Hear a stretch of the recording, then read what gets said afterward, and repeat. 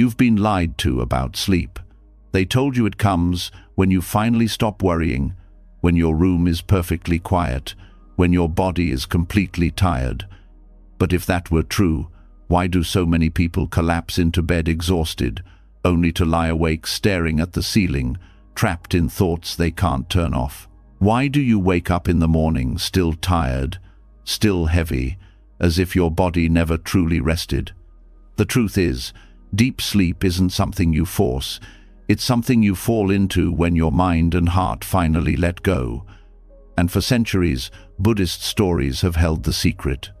Simple parables told under moonlight, gentle teachings whispered in monasteries, tales of rivers, lotuses, and wind. They carry the medicine your soul has been waiting for. Not sleeping pills, not endless scrolling, but inner healing, the kind that clears away the noise so your body can sink into rest as natural as nightfall. These stories dissolve the weight of your day, release the tension you didn't know you were holding, and guide you into a sleep so deep it feels like your spirit is being renewed. Tonight, as you listen, your mind will stop fighting, the worries will loosen their grip, your breath will slow, your body will soften, and sleep will find you gentle, natural, unstoppable. And when you wake, you won't just feel rested, you'll feel healed, lighter in spirit, stronger in heart, clearer in mind. This is not just another bedtime story. This is 3 hours of Buddhist wisdom woven to carry you into the deepest sleep of your life and to heal the places inside you that even dreams cannot reach. Are you ready to let go, to drift, to heal? Then close your eyes, the journey begins now. The night is quiet now, and your mind is beginning to soften after hearing these words. But before you drift deeper, there is a story waiting, one that carries an ancient key to stillness. It begins not with thunder or fireworks, but with something so ordinary that most people overlook it: a pond. Yet in its stillness lies a mirror of the mind, and through it you will discover how to release the turbulence inside you so that deep sleep can finally hold you.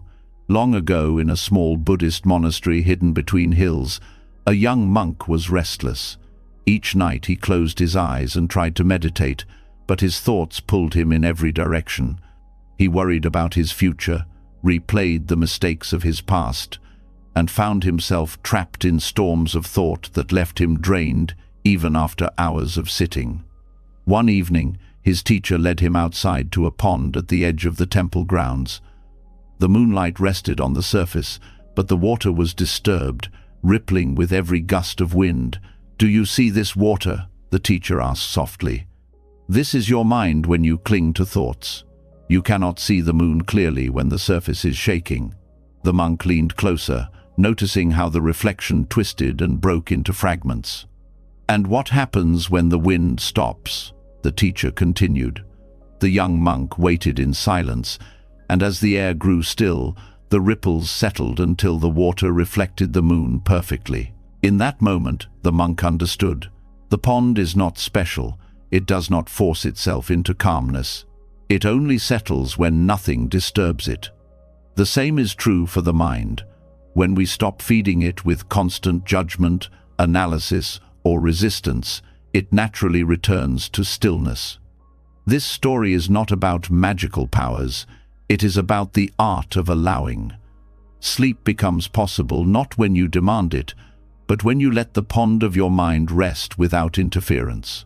Modern science echoes this wisdom. Neuroscientists have discovered that the human brain is designed to wander, producing thousands of thoughts each day. But when we give too much attention to every single thought, the brain remains stuck in overdrive. The mind becomes like stormy water, unable to rest. Studies on meditation show that by practicing non-judgmental awareness, people can reduce the activity in the brain's default mode, network, the part responsible for repetitive thinking and rumination. When that activity decreases, calmness increases. This is not mystical, it is biological.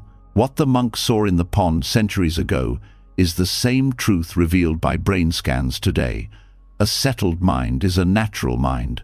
But how do you settle it when you feel overwhelmed, when the day refuses to leave you, when sleep feels far away? The key is not to suppress thoughts, but to observe them as ripples on the surface of your pond. Let them rise, let them fade, without jumping in. In Buddhist practice, this is called bare attention, watching without judgment, like a silent witness. You do not need to push thoughts away, for that only creates more disturbance. Instead, you let them pass as gently as clouds sliding across the sky. Slowly, the turbulence weakens, the surface clears, and sleep begins to enter, not as an enemy conquered, but as a guest welcomed. There is another story often told in the temples of Thailand. A traveler arrived at a village complaining that he could not find peace anywhere. He carried heavy bags and wandered from place to place, yet still his heart was restless. The old monk he spoke to handed him a cup filled with water and said, "Stir this." The traveler stirred until the water turned cloudy. "Now wait," said the monk. Minutes passed and the traveler grew impatient, wanting the water to clear faster. But the monk simply shook his head. "The more you want it to clear, the longer it stays cloudy. But if you leave it alone, it will settle on its own." The traveler watched as the dirt sank to the bottom, leaving the surface clean again. Then he understood. His mind was like that cup. He had been stirring it every day with his constant craving and worry. We often do the same at night. We stir our minds with replayed conversations, imagined problems, endless planning. We believe we are solving something, but really we are only keeping the water muddy. True rest comes when you set the spoon down, when you stop stirring. The moment you release the urge to fix every thought before bed, clarity returns and healing begins. This teaching does not mean abandoning responsibility. It means understanding that night is not the time to carry the weight of problem solving. The night is the time for settling. Your body heals, your mind repairs itself, your heart regains strength, all while you rest. Trying to solve tomorrow's problems tonight is like planting seeds and demanding fruit in the same moment. Nature does not rush, and neither should you. Sleep is nature's rhythm, and it comes when you align yourself with it rather than resist it. Researchers studying sleep cycles confirm this wisdom. They found that people who practice mindfulness before bed fall asleep faster and experience deeper stages of non-REM sleep, the kind where the body truly repairs itself. Why? Because mindfulness mirrors the still pond, it reduces the noise of intrusive thoughts and allows the nervous system to reset. This is the modern language for what Buddhist teachers have been saying for centuries. Let the water settle. The pond also teaches us something subtle. Reflection is only possible in stillness. When the surface is agitated, the moon cannot be seen. In the same way, when your mind is restless, you cannot see clearly what you feel or need. You mistake shadows for truth, fears for reality, and you suffer from illusions. But when you let the mind rest, clarity appears on its own. Suddenly you realize that the problem keeping you awake may not be as heavy as it seemed, or that the answer is simpler than you thought. This is not because you forced yourself to think harder, but because stillness revealed what was already there. Sleep itself becomes a form of wisdom, your subconscious untangling knots that your waking mind could not. One of the most beautiful aspects of this teaching is that the pond does not choose what to reflect. It shows the moon, the stars, even the passing bird or falling leaf. The mind, when still, can hold everything without resistance. This is healing in its purest form. To stop fighting your thoughts, to stop fearing your emotions, to let them appear and disappear like reflections on the water. When you lie in bed with this attitude, nothing feels like an enemy. Not the restless thought, not the memory, not the sensation in your body. All are ripples, temporary, harmless. This acceptance is what allows sleep to arrive naturally. In daily life, you can practice this even outside the bedroom. Pause during the day and notice how your thoughts ripple when someone criticizes you, when plans change, when you feel uncertain. Instead of reacting immediately, breathe and let the ripple fade. This builds the habit of calmness so that at night, when the storms usually come, you already know how to settle them. The pond inside you becomes familiar territory, not a battlefield. There is also a lesson about depth. On the surface, ripples disturb the reflection, but deep down the pond remains untouched. Beneath the turbulence, the water is still, silent, calm. In the same way, no matter how stormy your thoughts, there is a deeper layer of mind untouched by noise. Buddhist teachers call this the original mind, the pure awareness that remains steady through all change. When you rest in that depth, nothing can truly disturb you. Sleep becomes effortless because you are no longer identified with the surface ripples. You are resting in the silent depth. Some monks train by sitting near water for hours, listening to its stillness. They say that when you listen deeply, you realize the pond is not empty. It is alive with subtle movements, yet never chaotic. That is the balance you can bring to your own rest. Stillness does not mean absolute silence or the absence of all thought. It means harmony, where movements come and go without resistance. Thoughts may appear, sensations may rise, but they do not disturb the whole. Sleep comes when you no longer fear the presence of movement within you. And so, as you hear these words, let your mind rest like that pond. Feel the ripples of the day, the conversations, the worries, the expectations slowly sinking. Do not chase them away. Do not stir the spoon. Simply watch them settle on their own. This is the gentle power of Buddhist wisdom, the art of not forcing, the strength of allowing. In this stillness, your body begins to heal.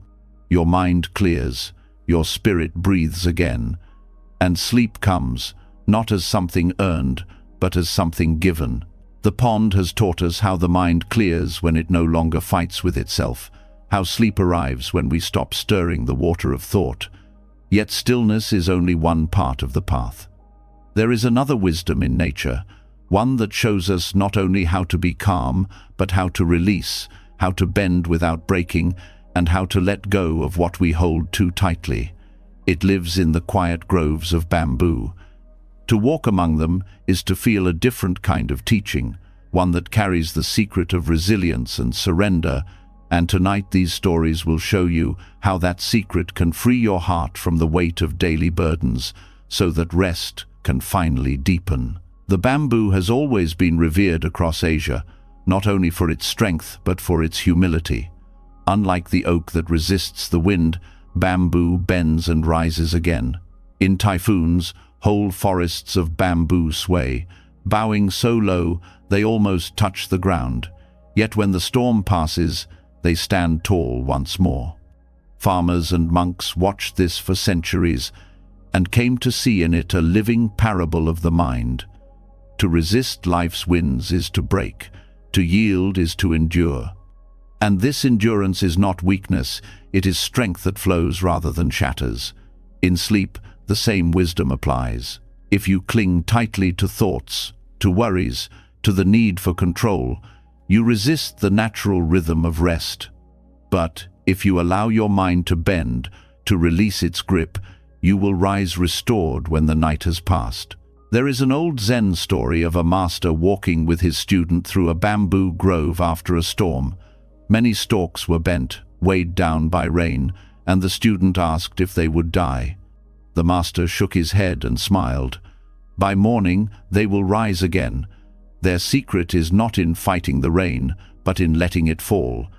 Learn from them, and you will carry no burden into your sleep. This is the essence of letting go, not to deny that the storm exists, but to meet it with such surrender that nothing remains heavy within you. Modern psychology has found something remarkably similar. Studies on resilience show that people who adapt rather than resist stress are less likely to suffer from anxiety or sleeplessness. Flexibility of mind, accepting what cannot be changed and adjusting with it, is linked to better recovery, both physically and emotionally. The bamboo is a living model of this truth. Its fibers are strong yet hollow, allowing it to bend without snapping. This hollowness is its wisdom. In the same way, when you keep space in your mind and do not overfill it with clinging thoughts, you too can bend without breaking. At night, burdens often feel heavier. Thoughts about mistakes, regrets, or things left undone cling to you like wet clothes. To carry them into bed is to deny yourself rest. The bamboo whispers a different path. Drop what you cannot carry through the night. It is not abandonment, but wisdom. Tomorrow will come, and you can lift what remains. But for tonight, release. Think of how the bamboo lets each raindrop slide away down its smooth stalk. It does not trap the water. It does not demand to hold it. This is the practice you can bring to your own mind. When a thought arises, let it slide away. No need to trap it, no need to argue with it. In this way, your mind empties itself and becomes light enough for sleep to embrace. Another lesson of bamboo is patience. It is known that when bamboo seeds are planted, sometimes nothing visible grows for years. Farmers tend to the soil, water it, wait through seasons, and still see nothing above ground. But beneath the earth, roots are spreading wide, preparing for sudden growth. Then, in a single season, shoots rise higher than a man's head almost overnight. The teaching is clear. True growth often begins unseen. Rest works in the same hidden way. You may think that lying down and doing nothing is wasted time, but beneath the surface, your body is repairing, your heart is recovering, your mind is building strength for tomorrow. To rest is not to waste life, but to prepare for its growth. Letting go of the demand to see results immediately is part of this healing. Just as the farmer trusts the bamboo to rise in its own time, you must trust your rest to work unseen. In daily practice, this surrender can take many forms. It may mean setting down the mental load you carry when you finish your work for the day, refusing to rehearse tomorrow's conversations, choosing instead to give the night back to rest.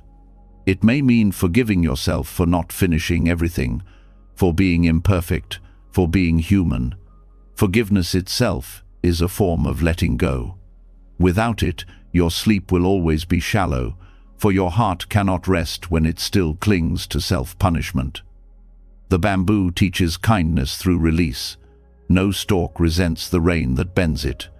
It bows, it accepts, it rises again. There is also beauty in the way bamboo grows together. Unlike many trees that stand apart, bamboo shoots rise in clusters, forming groves so dense they seem to breathe as one. This interconnection gives them strength. When wind blows, they sway together, supporting one another. The lesson here is that letting go does not always mean standing alone. Sometimes it means leaning on others, sharing your burdens, speaking what troubles you instead of locking it inside. To share is to lighten the load, just as one stalk leans into another. When you release in this way, your mind relaxes, knowing it does not have to carry everything alone. Scientists studying sleep have shown that people who carry unresolved emotional burdens, unspoken pain, unexpressed feelings, often suffer from insomnia. The act of expressing, of releasing through words or even through journaling, allows the nervous system to relax. This is bamboo's lesson in modern terms. Bend, do not hold rigidly. If you must cry, cry. If you must speak, speak. If you must write, write. These are ways of bending, not breaking. Another parable tells of a monk who once tried to chop bamboo to build a hut. Each time he struck, the bamboo bent instead of breaking, and he grew frustrated. His teacher said, "Do you see how it bends? This is why it endures. You try to conquer it, but it survives by yielding." In life, we often try to conquer every situation, every thought, every fear, yet sleep asks us to do the opposite. to let go of conquering, and to yield into softness, to bend into the arms of the night. This surrender is not only spiritual but physical. Research on relaxation response shows that when people practice letting go of muscle tension, their brain signals shift into patterns linked with deep sleep. Each release of the body is mirrored by release of the mind. You can practice this by simply noticing where you hold tension in your jaw, your shoulders, your stomach, and releasing it as the bamboo releases weight when it sways. Bit by bit, your body learns the art of surrender, and the night welcomes you deeper. Letting go also means not defining yourself by what you hold. Bamboo is hollow, yet strong. Its emptiness gives it purpose. In many temples, bamboo flutes are made from this hollow stalk. Music arises not from what fills it, but from the space within. Your own healing is found in the same principle. Sleep is not about adding more thoughts, more control, more effort. It is about emptying, creating space, letting the music of rest arise from within that space. When you feel overwhelmed, remember the flute. Its song comes only because it is empty. And so the grove teaches us, through its bending, its patience, its strength in togetherness, and its emptiness, that letting go is the only path to resilience. In the silence of night, this wisdom becomes a lullaby. The burdens of the day no longer need to cling to you. The rain of worries can fall and be released. The winds of uncertainty can blow, and you can bend. You need not resist, you need not break. You only need to yield like the bamboo, surrendering into rest, trusting that when the morning comes, you too will rise again light, strong, and renewed. The bamboo has shown us that strength lies not in holding on, but in releasing, that true resilience is found in the art of bending and rising again. Yet there is another lesson that flows naturally from this truth. Letting go creates space, and that space itself becomes a gift. To receive rest, the heart must be open, not crowded, not overflowing with demands. In Buddhist tradition, this wisdom is taught through the image of the empty bowl. At first glance it seems so simple, but the depth of its teaching reaches into every corner of life, and tonight it will guide you into sleep without struggle. A bowl is only useful when it is empty. When it is already full, nothing more can enter. This is why monks carry their alms bowls through villages each morning with nothing inside. They rely not on their own possessions but on the generosity of others, and they do so with humility, knowing that a filled bowl cannot welcome new nourishment. In the same way, the mind that is cluttered cannot welcome rest. When you lie down at night carrying the noise of the day, your bowl is already overflowing. There is no room for sleep to enter. Only when you empty it, setting aside the thoughts, the plans, the expectations, can rest pour in naturally. This teaching reaches deeper than just quieting thoughts. Emptiness in Buddhism is not a void of nothingness, but a spaciousness that allows life to flow freely. When the bowl is empty, it is not barren. It is open, receptive, ready. Sleep is like the food offered into the monk's bowl. It cannot be forced, it can only be received. This changes how we approach the night. So often we try to grab at sleep, to chase it, to command it. But sleep does not obey force. It comes when you stop filling the bowl with effort and let it be empty. In a Zen story, a scholar once visited a master to learn about enlightenment. The master poured tea into the scholar's cup until it overflowed onto the table. "Stop," cried the scholar, "it is full already." The master smiled. "Like this cup, your mind is full of your own opinions and judgments. How can I teach you unless you first empty it?" This same parable applies directly to rest. How can sleep enter when your mind is already full of struggle? Emptiness is the doorway. Modern psychology supports this idea. Studies on sleep hygiene show that people who ruminate, who continuously replay events or worries, struggle to fall asleep and stay asleep. Their bowls are full, their minds too crowded for rest to arrive. Therapies like mindfulness and acceptance-based practices encourage releasing thoughts rather than clinging to them. In effect, they teach the same lesson as the empty bowl: create space, and healing will come on its own. There is also a subtle beauty in how emptiness allows for receiving without resistance. A bowl does not argue with what is placed inside. It does not demand or reject. It simply holds. In the same way, when your mind is empty, sleep is received with ease. You are no longer battling with yourself, no longer saying, "I must sleep now," or "Why can't I rest?" Instead, you are open, willing to hold whatever comes, whether it is silence, dreams, or deep rest. This receptivity itself is healing. In daily life, most people equate emptiness with loss. To be empty feels frightening, as though something is missing. But Buddhist wisdom teaches the opposite. Emptiness is freedom. It means you are no longer weighed down, no longer bound to constant grasping. The bowl without clutter is not poor. It is ready. Your mind at night, when emptied, is not lacking. It is prepared to receive the deep nourishment of sleep. This lesson extends beyond the mind to the body as well. When monks eat from their bowls, they practice mindful consumption. They do not rush, they do not overfill, they accept what is given and nothing more. This moderation reflects balance. At night, emptiness in the body is also important.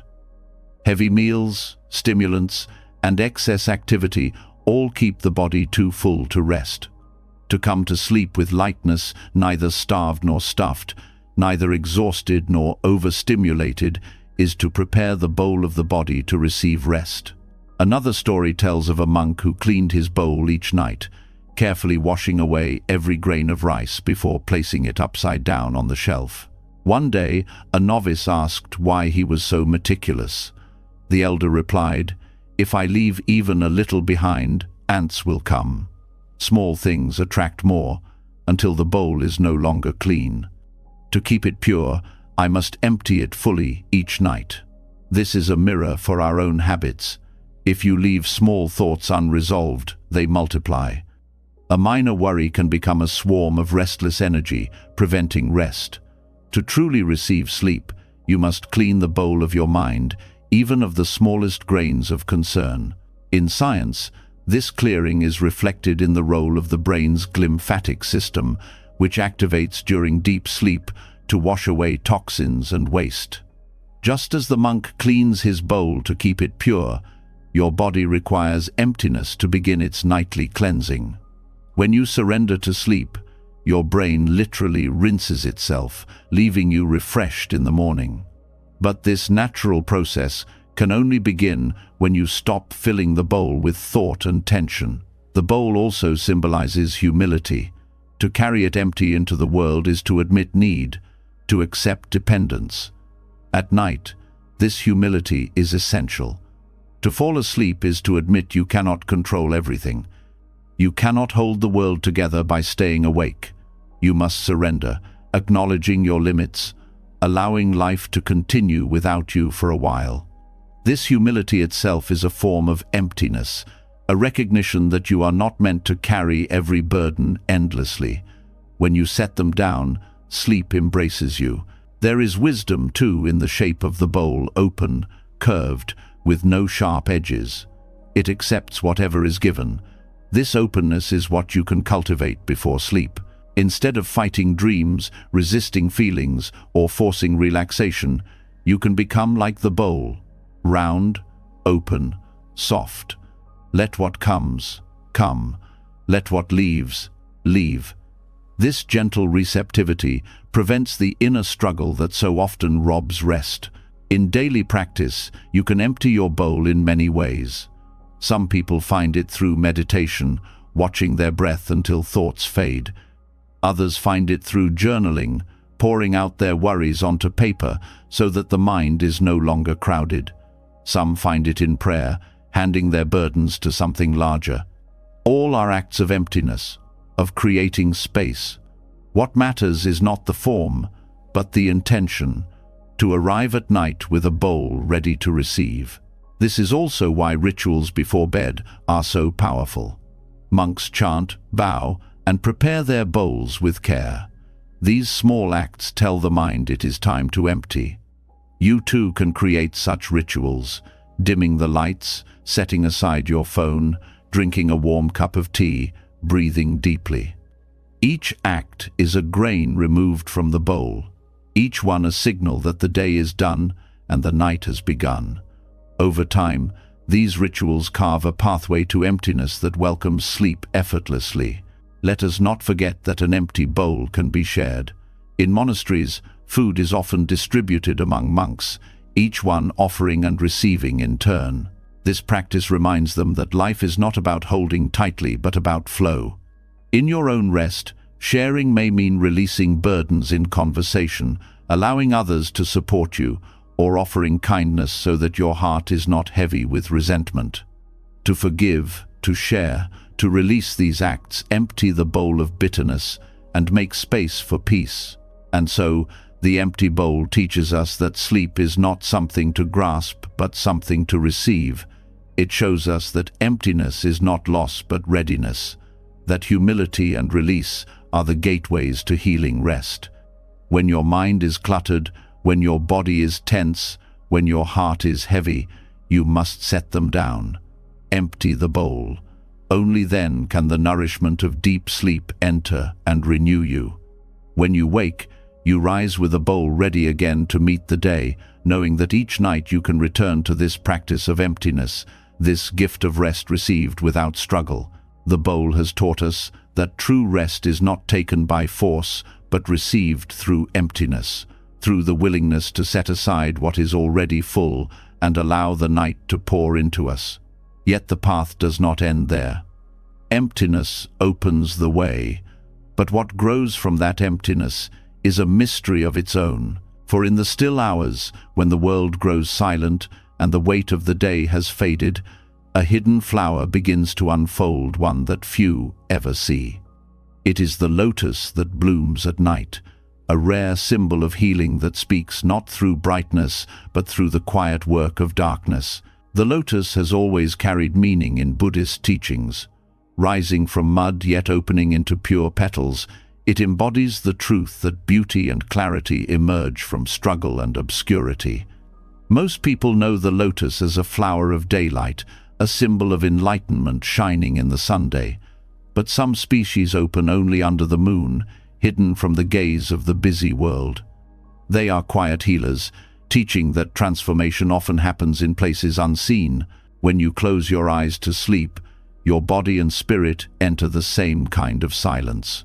Growth, repair, and renewal happen not in the noise of effort, but in the unseen rhythms of night. This is a reminder that not all progress is visible. The world often celebrates loud victories, visible success, constant motion. Yet the deepest healing takes place where no one is watching. Cells regenerate, the brain clears toxins, emotions untangle, the heart resets its rhythm. Just as the nocturnal lotus opens without audience or applause, your healing unfolds while the world sleeps.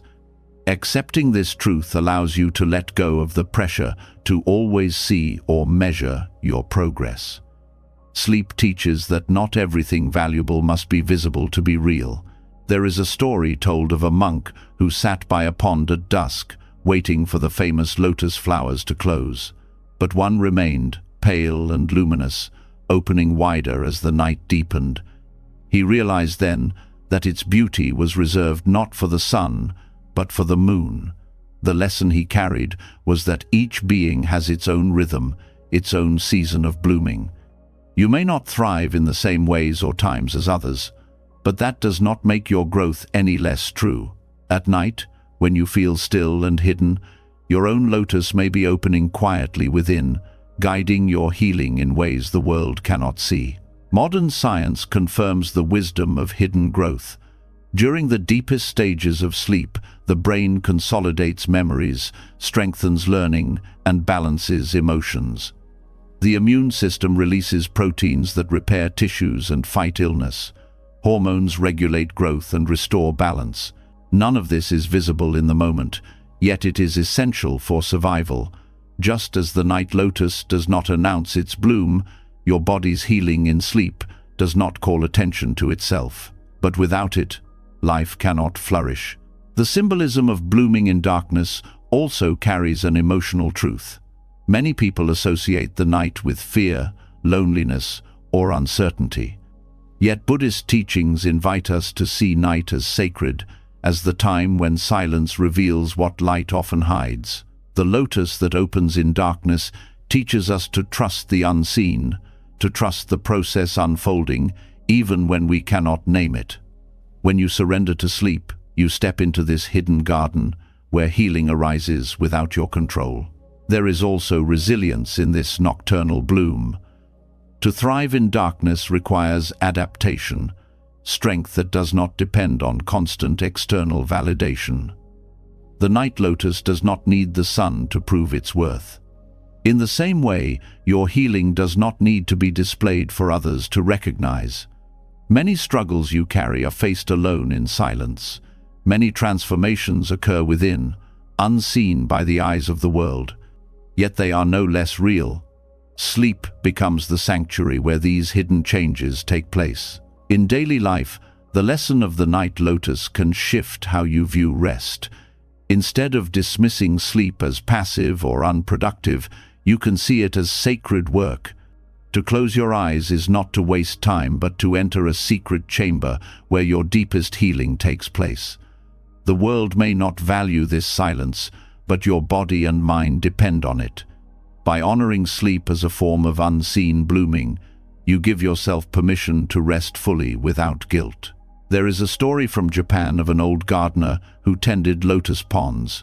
He told a child watching him, "These flowers teach patience. The ones that open by day remind us to shine, but the ones that open by night remind us to heal." The child asked why the night lotuses hid their beauty from most people. The gardener replied, "Because not everything beautiful is meant to be seen. Some things are meant to be felt." This truth applies to the way rest nourishes you. You may not see the healing, but you feel it when you wake with a lighter heart, a clearer mind, or a body less burdened by pain. Scientific studies on emotional regulation show that during sleep, particularly during REM stages, the brain processes and integrates emotional experiences. Painful memories soften, intense feelings are balanced, and new insights emerge. This is healing that happens without conscious effort. The night lotus blooms within your mind, releasing what is heavy and restoring balance. By the time dawn arrives, you may feel different without knowing why. The night lotus also teaches us about trust. It does not resist the darkness, nor does it fear it. It surrenders to it and uses it as the condition for growth. Many people lie in bed fearing the night, dreading their racing thoughts or restless feelings. But if you approach the night as the lotus does, as a friend, as a partner in healing, your relationship with rest transforms. Darkness no longer feels like an enemy, but like fertile ground. This trust allows you to let go of resistance and slip naturally into the healing silence of sleep. There is beauty in how the night lotus stands as a reminder that healing does not require perfection. Its petals open not in bright, flawless light, but in shadow, in obscurity. This is a call to release the demand for perfect conditions before you allow yourself to rest. You do not need to fix every problem, silence every thought, or arrange your life into perfect order before you deserve sleep.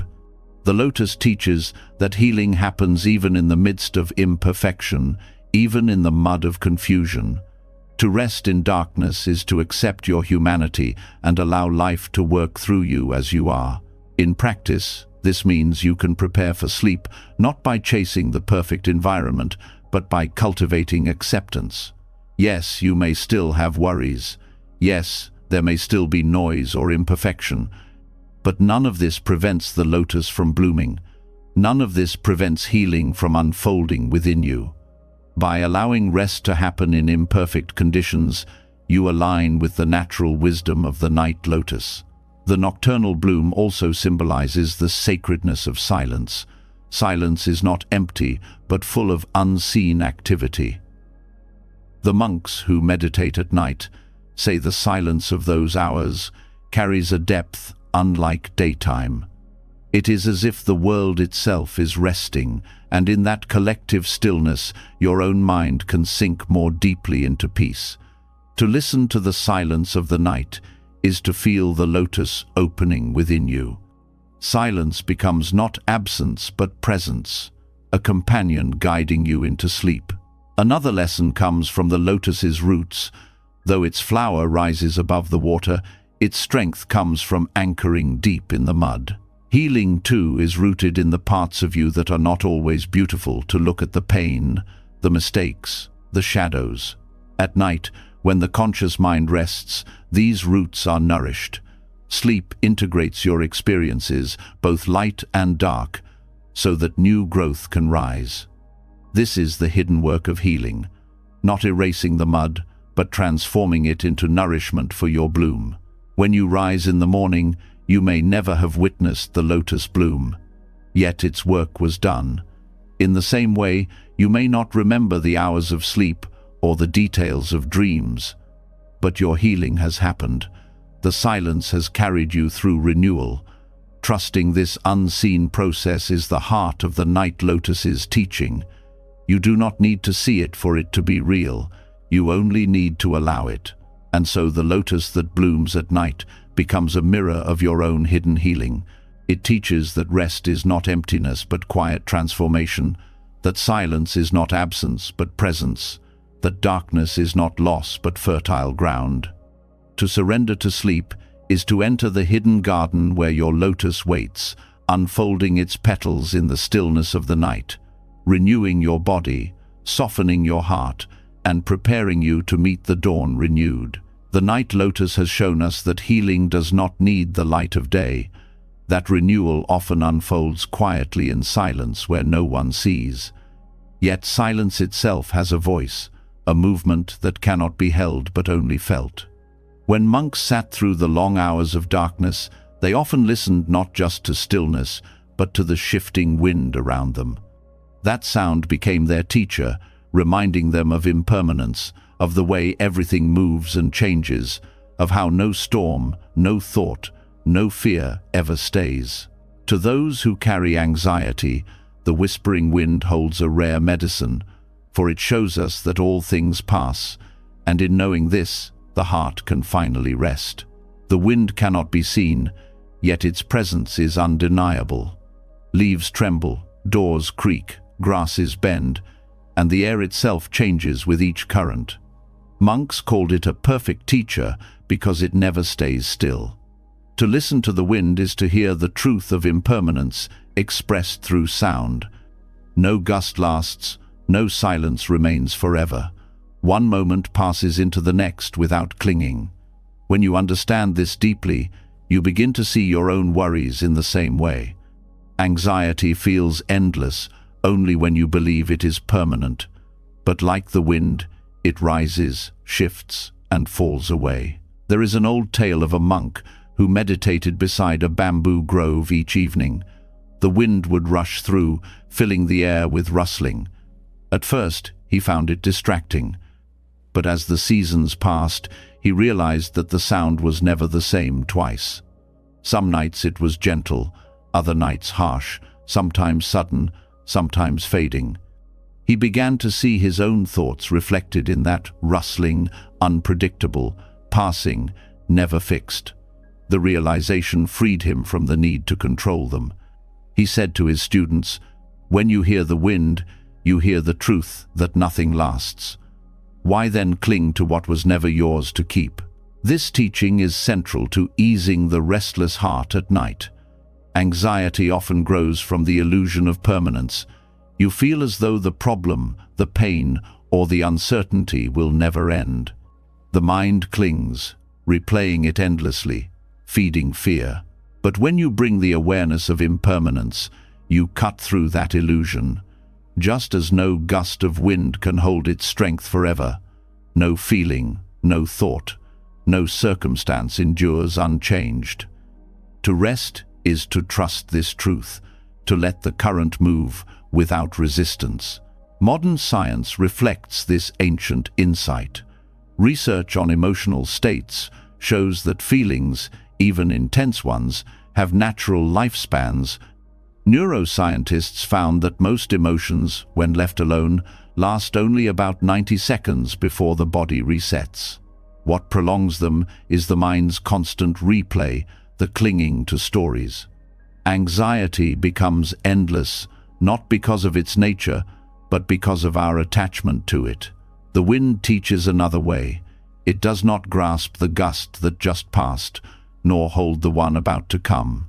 It flows. When you learn to let feelings flow the same way, their grip weakens. In daily life, practicing impermanence changes how you face challenges. When success arrives, you do not cling to it as eternal. When failure comes, you do not despair, as though it will never pass. You meet both with the same openness. This perspective softens perfectionism, fear of loss, and the pressure to control everything. At night, this same perspective loosens anxiety. The thought that keeps you awake is no longer a prison when you see it as a passing breeze. It will not stay, and therefore it does not deserve your endless struggle. The whispering wind also reveals the beauty of change. Trees that sway in the wind grow stronger roots. Landscapes, shaped by currents, become more alive. Your own growth often comes through the winds of change, through transitions that may feel harsh in the moment, but shape you in ways that stillness cannot. To resist every change is to live rigidly, constantly broken by what cannot be stopped. To flow with it, like the wind itself, is to discover freedom. Anxiety fades when you stop fighting the truth that life moves. There is a tale from the Tibetan mountains of a hermit who lived in a cave where the wind howled for days each winter. Visitors once asked him how he endured such noise. He replied, "The wind is my scripture. Each howl teaches me that nothing stays. If even the mountains cannot resist change, why should I think my worries will?" His peace came not from silence but from learning to hear impermanence in every gust. Sleep itself reflects this teaching. Your body drifts through cycles: light sleep, deep sleep, dream states, each shifting like currents of air. No stage lasts forever, yet each has its purpose. To sleep well is to allow these natural rhythms without resistance. Anxiety interrupts because it demands control, insisting the mind stay fixed. But rest deepens when you trust the body's natural flow, just as you trust the wind to shift on its own. In mindfulness practice, teachers sometimes guide students to listen to wind or breath as a meditation. Both remind us of impermanence. Each breath rises, pauses, and leaves. Each gust arrives and passes. By focusing on these movements, the mind learns to release clinging. Anxiety loses its weight because it no longer feels eternal. You learn to say, "This too is passing." Such words are not mere comfort, they are the deepest truth. Anxiety often thrives on the desire for certainty. The mind craves fixed answers, permanent ground. But life does not offer this. The wind teaches that movement itself is the ground, that certainty is found not in what stays, but in the fact that everything moves. To accept impermanence is to release the desperate need for permanence. In that release, anxiety dissolves. Sleep enters because you no longer demand stillness from a world that is always shifting. There is also humility in this lesson. The wind does not belong to anyone. It moves across villages, mountains, oceans, caring nothing for ownership. In the same way, your experiences, joys, sorrows, thoughts move through you, but are not truly yours. They are passing phenomena. When you cling to them as mine, you suffer. When you see them as currents passing through, you are free. At night, this humility allows you to rest without the heavy burden of possession. The worry is not yours to keep. The fear is not yours to own. They are winds moving through. Science shows that when people adopt this perspective, their bodies also respond. Heart rate slows, stress hormones decrease, and sleep becomes easier.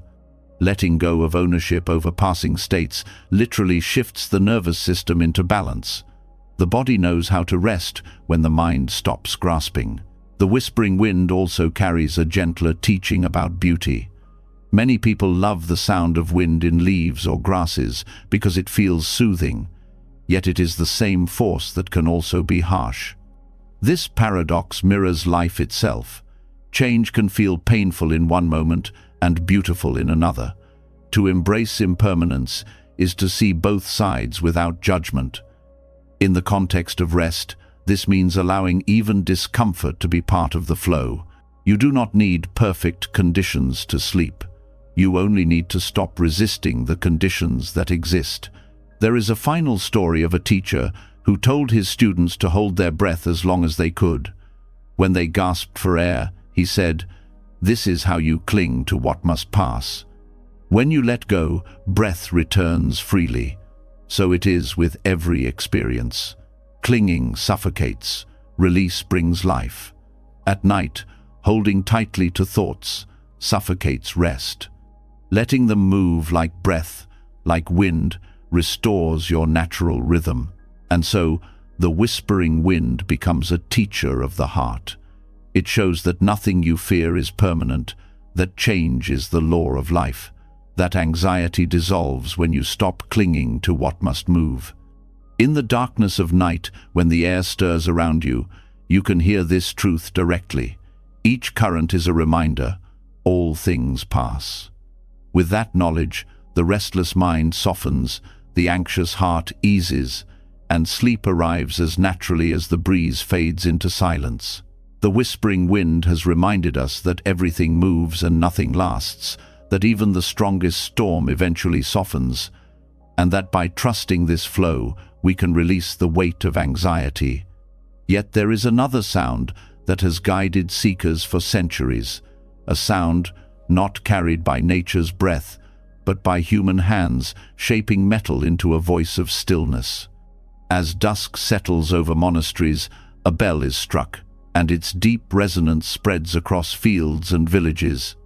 To those who listen, it is more than sound. It is a signal to let go, to release attachments, to surrender the day's burdens, and to return to the calm that lies within. The bell has always been more than an instrument. In Buddhist practice, it is a reminder, a call to mindfulness, a boundary between the noise of the world and the silence of the heart. When the bell rings at dusk, monks stop their tasks, bow, and return to presence.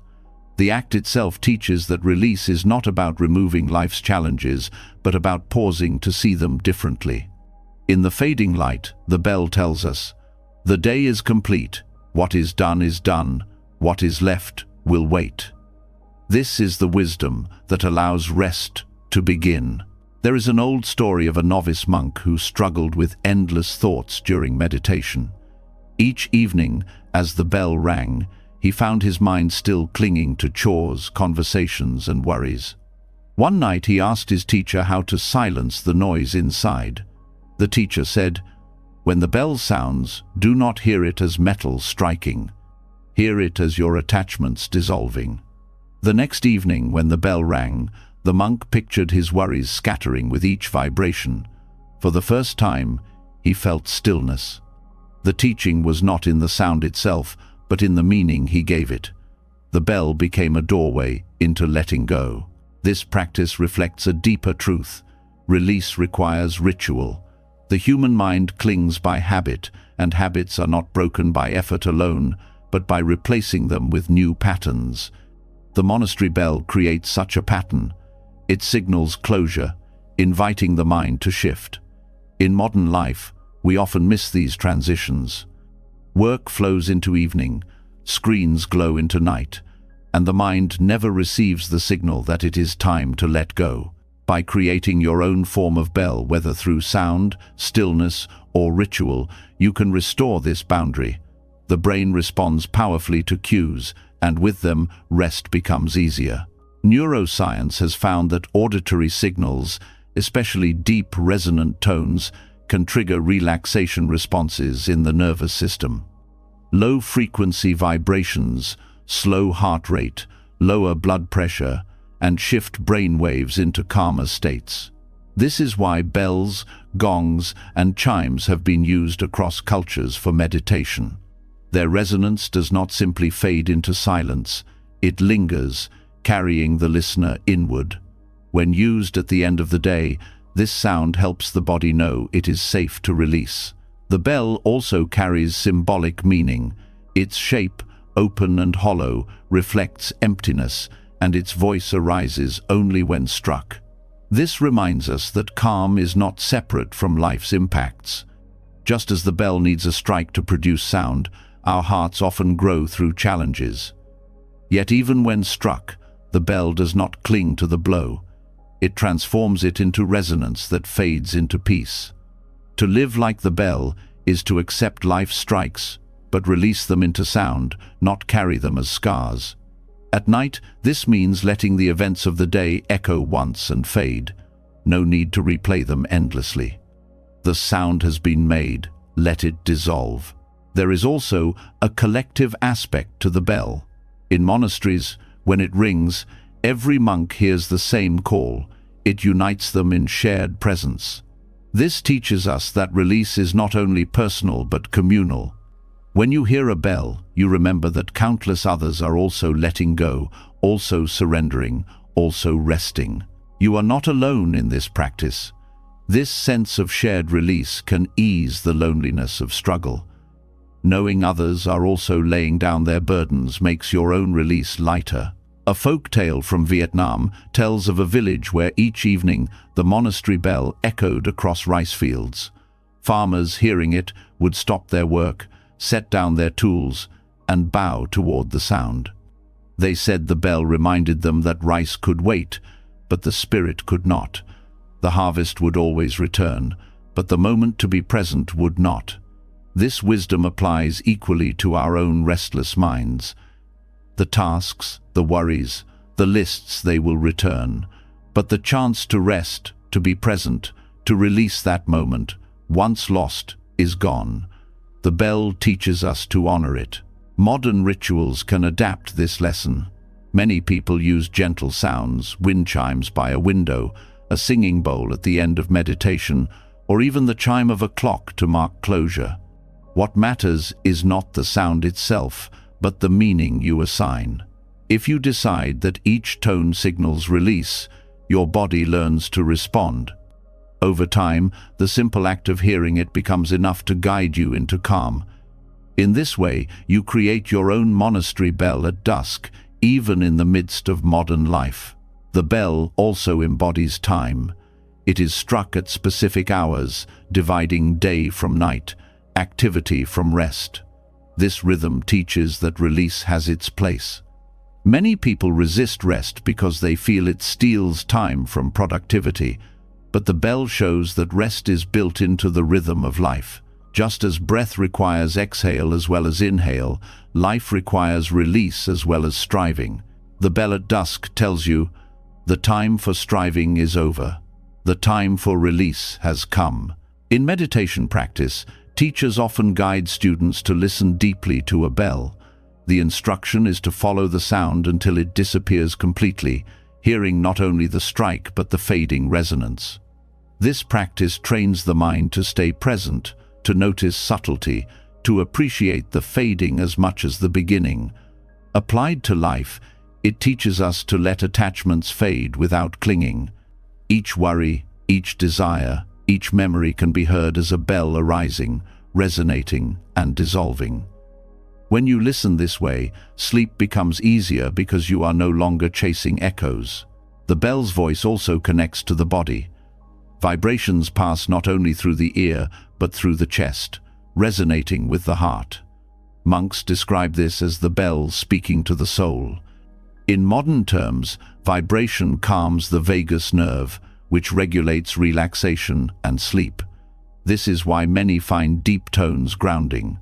When you feel restless, letting sound wash through you can anchor you in the body, shifting you away from anxious thought. The bell thus becomes both symbol and tool, guiding you into calmness. There is another lesson in how the bell is treated. In temples it is approached with reverence. Monks bow before striking it, acknowledging its role as a teacher. This shows that release itself is sacred. To let go is not laziness but devotion, an honoring of life's rhythm. If you treat your nightly release with the same reverence, seeing rest as sacred, not optional, you create space for deeper healing. Sleep is not an afterthought, but a ritual of release. Stories tell of travelers arriving at monasteries just as dusk fell, hearing the bell echo through the valley. Some said the sound felt like forgiveness, as though their burdens were lifted with each tone. Others said it felt like coming home, as though the heart recognized its own rhythm in the fading resonance. These testimonies remind us that release is not abstract, but deeply felt. When you let go of the day, you experience a physical lightness, a softening of the chest, a loosening of the jaw. This is the body's way of saying, the bell has been heard. And so, the monastery bell at dusk becomes more than sound. It is a teacher of release, a guide into rhythm, a symbol of emptiness that transforms impact into resonance. It shows us that to end the day is not to lose, but to honor life's cycles. By creating space, by listening deeply, by assigning sacred meaning to closure, you prepare yourself for rest that is not shallow but complete. Each evening can hold its own bell, reminding you that attachments may arise, but they are not yours to carry into the night. The sound fades, the day fades, and in that fading lies the doorway to inner calm. The monastery bell at dusk taught us how to release the weight of the day, how to let sound itself guide us towards stillness. Yet even as the bell fades, there is another ancient symbol waiting to be understood. In temples across the world, a single candle is often lit during evening practice. Its glow offers warmth, but its true lesson lies not in how it shines, but in how it ends. The story of a candle's last flame speaks to endings, to transitions, and to the gentle acceptance that every night invites. Fire has always been a teacher in Buddhist thought. It is both life-giving and impermanent, fierce yet fragile. A candle burns steadily for hours, and then, in one final flicker, it goes out. This moment is not seen as tragedy, but as truth. Every flame has its time, and every ending carries its own peace.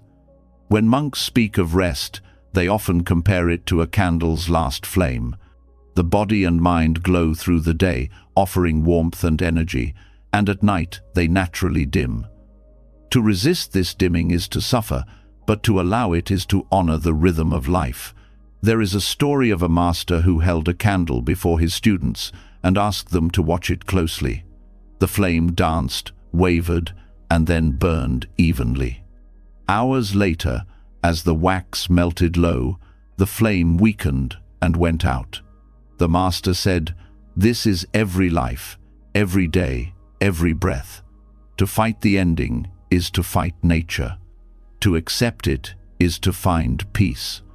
His students understood that nightly rest is itself a small rehearsal of letting go.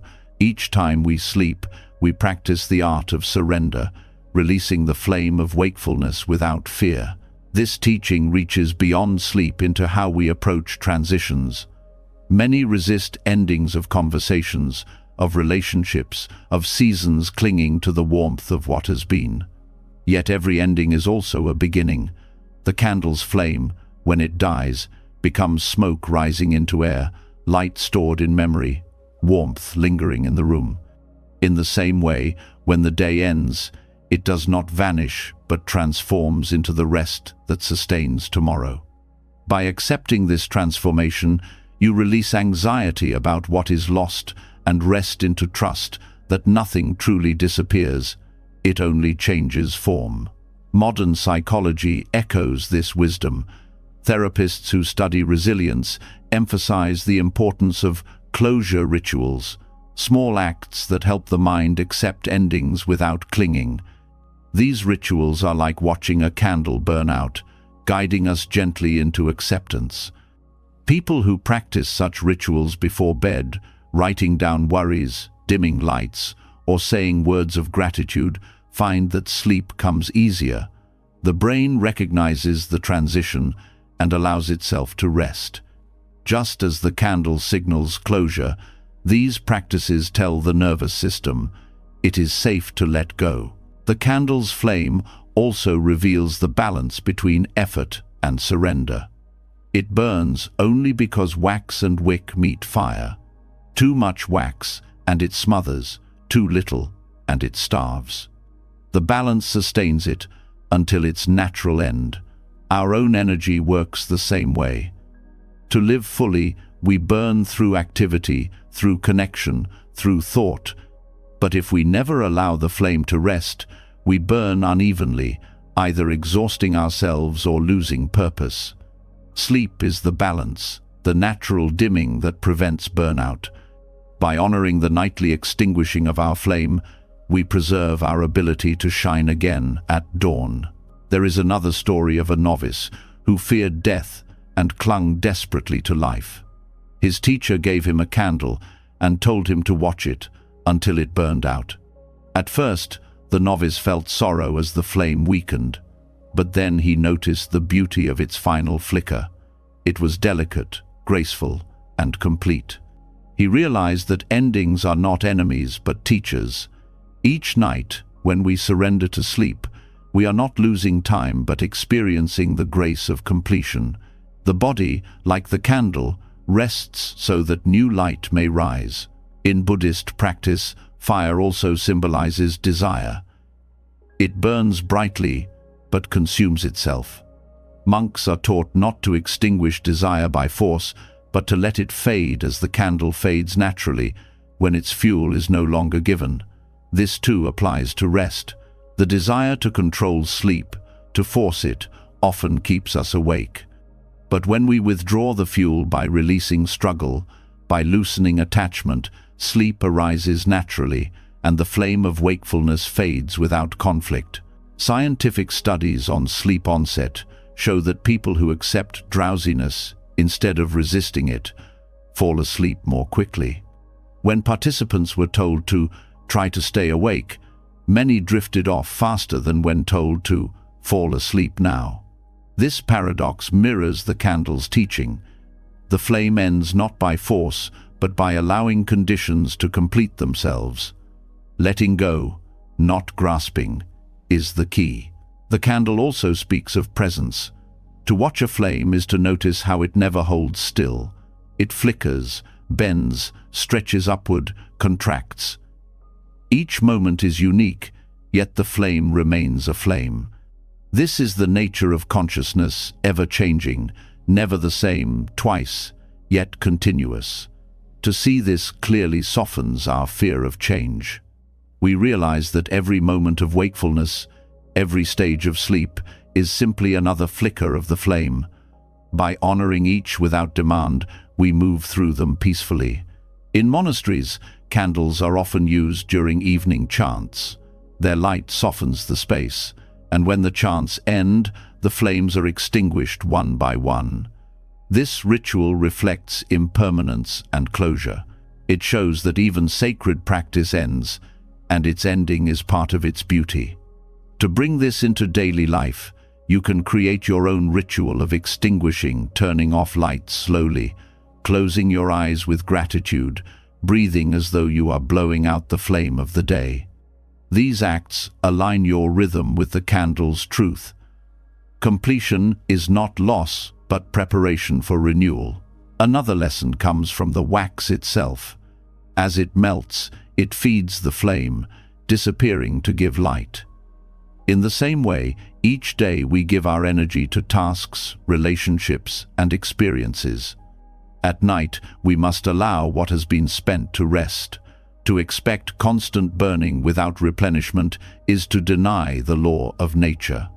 By respecting your own limits, by recognizing the wax of your body and mind must be renewed, You honor the rhythm that sustains life. There is also a spiritual dimension to the candle's last flame. Monks speak of nirvana as the extinguishing of the fires of greed, hatred, and delusion. This extinguishing is not destruction but peace, like a flame going out naturally. Each night, as you surrender to sleep, you experience a small reflection of this peace. The fires of striving fade, the mind lets go, and you enter the quiet that nourishes the soul. By embracing this nightly extinguishing, you cultivate a deeper trust in life's larger cycles. Even in science, the metaphor holds. Sleep researchers describe the homeostatic drive for rest as a kind of pressure that builds during the day, like wax melting down. When it reaches its point, the flame of wakefulness dims and sleep begins. Fighting this process only creates imbalance. Allowing it brings harmony. This is the candle's teaching expressed in biology. The story of the candle's last flame teaches us to accept endings, to honor transitions, and to rest without fear. It shows that completion is not failure but fulfillment, that to extinguish is not to vanish but to transform. Each night, as your eyes close and the flame of wakefulness flickers out, you are not losing yourself but returning to the silence that makes new light possible. To live well is to burn brightly by day and to surrender gracefully by night, knowing that both are sacred parts of the same rhythm. The candle's last flame has shown us how endings are not to be feared but embraced, how each transition holds its own peace, and how surrendering to night is as natural as wax yielding to fire. From this teaching of impermanence, we move to another, one that speaks not of flickering light, but of steady endurance. When the flame has gone out and darkness fills the room, the head finds its place upon the pillow. Yet in many old folk tales, the pillow was never seen as a mere object of comfort, but as a sacred mountain, a quiet presence that absorbs the weight of suffering, holding it silently until the soul has rested. The mountain has always symbolized patience in Buddhist and folk traditions. It does not rush, it does not resist, it simply endures. The pillow, soft and close to us each night, becomes its reflection. When we rest our head, it is as if we are laying our burdens on a mountain vast enough to contain them all. In this way, the pillow is not only a place for the body, but a teacher for the mind. It shows us that suffering can be held, absorbed, and transformed without struggle. One story from the rural temples of China tells of a wandering monk who had no possessions except a single pillow. Villagers mocked him, saying it was a useless burden for one who should travel light. But he explained that each night, when he placed his head upon it, he whispered his worries into it, as though speaking to a mountain. The pillow never judged, never answered, yet each morning he rose lighter. The people came to understand that the pillow was not for comfort alone, but for the practice of release, a symbol of trust in something larger than oneself. This practice teaches that patience is not simply waiting, but allowing space for healing to unfold. The mountain does not hurry its growth. Seasons pass, and still it stands. In the same way, when you rest upon your pillow, you are invited to stop demanding instant relief. Anxiety, pain, and grief do not vanish in a single night. But when laid upon the mountain of patience, they lose their sharpness. The pillow becomes a vessel where time works quietly, softening what you cannot yet resolve. Modern science supports this view in unexpected ways. Researchers studying the psychology of sleep found that physical gestures of release, such as laying one's head down, create signals to the brain that it is safe to let go. This simple act tells the nervous system to shift from fight and flight into rest and digest. In a sense, the pillow becomes an anchor, absorbing the day's intensity and returning stability. It mirrors the mountain not by standing tall, but by holding steady against the weight we bring. The folk tales often describe pillows as more than fabric and stuffing. In some regions, They were said to contain the wisdom of mountains, believed to draw away nightmares or absorb sorrows. Children were told to whisper their troubles into the pillow before sleep, trusting that the mountain within would carry them away by morning. This practice shows a deep understanding of how humans need symbolic acts of release. Just as writing down worries can ease the mind, so can giving them to the pillow, letting it serve as a silent companion. The mountain also teaches endurance without resistance. It does not fight the storm, nor does it collapse under the weight of snow. It simply bears what comes, knowing that time will change it. In rest, we are invited to do the same. Lying upon the pillow, we give our suffering to patience, trusting that tomorrow may bring change we cannot yet see.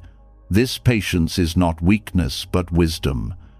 It tells us that healing cannot be forced, that some knots untangle only in silence and time. There is a parable of a young monk who grew frustrated because his prayers did not bring quick relief from sorrow.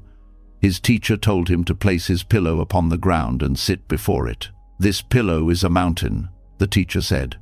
"Strike it if you must, weep into it if you must, but notice how it endures." The monk did so, and as days passed, he learned that his pain was not erased but held. The mountain did not fight him, nor did it hurry him. In this reflection, he discovered patience, and with it, peace. From a psychological perspective, this reflects how resilience is cultivated. Studies show that people who practice acceptance of suffering, rather than constant resistance, experience less long-term stress. Patience itself reduces the impact of pain because it removes the urgency to escape. The pillow, as mountain, becomes a nightly teacher of this resilience. Each time you lay down, you are practicing surrender, entrusting your burdens to something larger, allowing yourself to breathe without demand for instant resolution. The symbolism deepens when we consider the mountain's silence.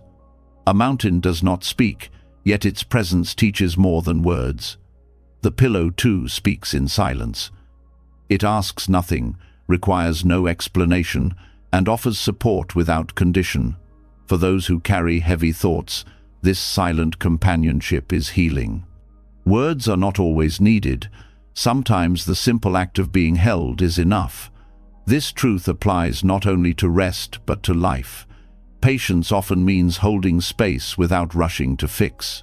The folk traditions also saw the pillow as a vessel of dreams, linking the waking world with the hidden landscapes of the night. Mountains in myth were often places where gods or spirits dwelled, where visions could be received. To rest your head on the mountain was to open yourself to guidance that came not through effort, but through surrender. Dreams, in this view, are not random, but part of the healing work of patience, showing you slowly what your waking mind cannot yet grasp. Science echoes this with studies of REM sleep, where the brain processes emotions and integrates memories. What feels unresolved by day is often sorted by night, not through conscious control but through the natural work of dreaming. The pillow, as mountain, reflects this process. You lay your worries down, and in silence, healing takes place beyond your control. The mountain's patience also teaches us about perspective. To stand upon a mountain is to see far beyond the valleys below. In rest, when we surrender to patience, our inner view expands. What felt overwhelming in the moment may appear smaller when seen from the height of renewed clarity. The pillow, though close and small, becomes the gateway to this expanded view, for only by resting can we rise to see differently. There is a tale of an old woman who lost her son in war. Each night she wept into her pillow until she dreamed of a mountain. In the dream, the mountain told her, "I have held countless storms, and still I stand. Let me hold yours." She woke with tears, but also with calm, feeling as though her sorrow had been shared.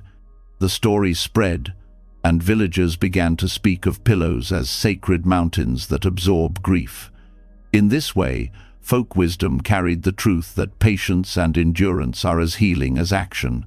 From a practical view, this teaches us to approach rest not as a battle but as an act of entrusting. Instead of wrestling with thoughts, you give them to the pillow, to the mountain of patience. You allow the night to hold them while you restore. This shifts the relationship with suffering. It no longer feels like something you must solve immediately, but something you can set down for a while. In modern therapeutic approaches, similar practices are used. Cognitive behavioral strategies sometimes invite people to postpone worry by placing concerns in a symbolic container, allowing the mind to rest. The pillow, as mountain, is the container. Its symbolic weight makes the act meaningful, helping the nervous system release tension. The benefit is not only psychological but physical. Muscles soften, breathing slows, and sleep deepens. And so, the pillow as a mountain of patience teaches us to release suffering into something steady and vast. It reminds us that healing is not always quick, that endurance itself is sacred, that silence can hold what words cannot. Each night, when you rest your head, you are not simply lying down, you are placing your burdens on the mountain, trusting it to hold them while you find renewal. In the morning, you rise lighter, your suffering softened, your heart steadier, ready once more to meet the day. The pillow, as a mountain of patience, showed us how suffering can be laid down and absorbed in silence, how rest becomes deeper when we allow the night to hold what we cannot resolve. Yet there is another image, one that marks the threshold between the outer world and the inner sanctuary. In countless temples across Asia, pilgrims remove their shoes before entering sacred halls. This act is simple but profound, a gesture of leaving behind the dust of the road, the weight of travel, the burdens carried. In folk wisdom, this practice extends to sleep itself. Before crossing into the sanctuary of night, one must also leave the shoes of the day at the door. Shoes carry more than feet. They carry journeys. They hold the dirt of places we have walked, the pressures of steps we have taken, the strain of distances covered. In the same way, our minds carry the weight of the day, conversations, decisions, emotions, and expectations.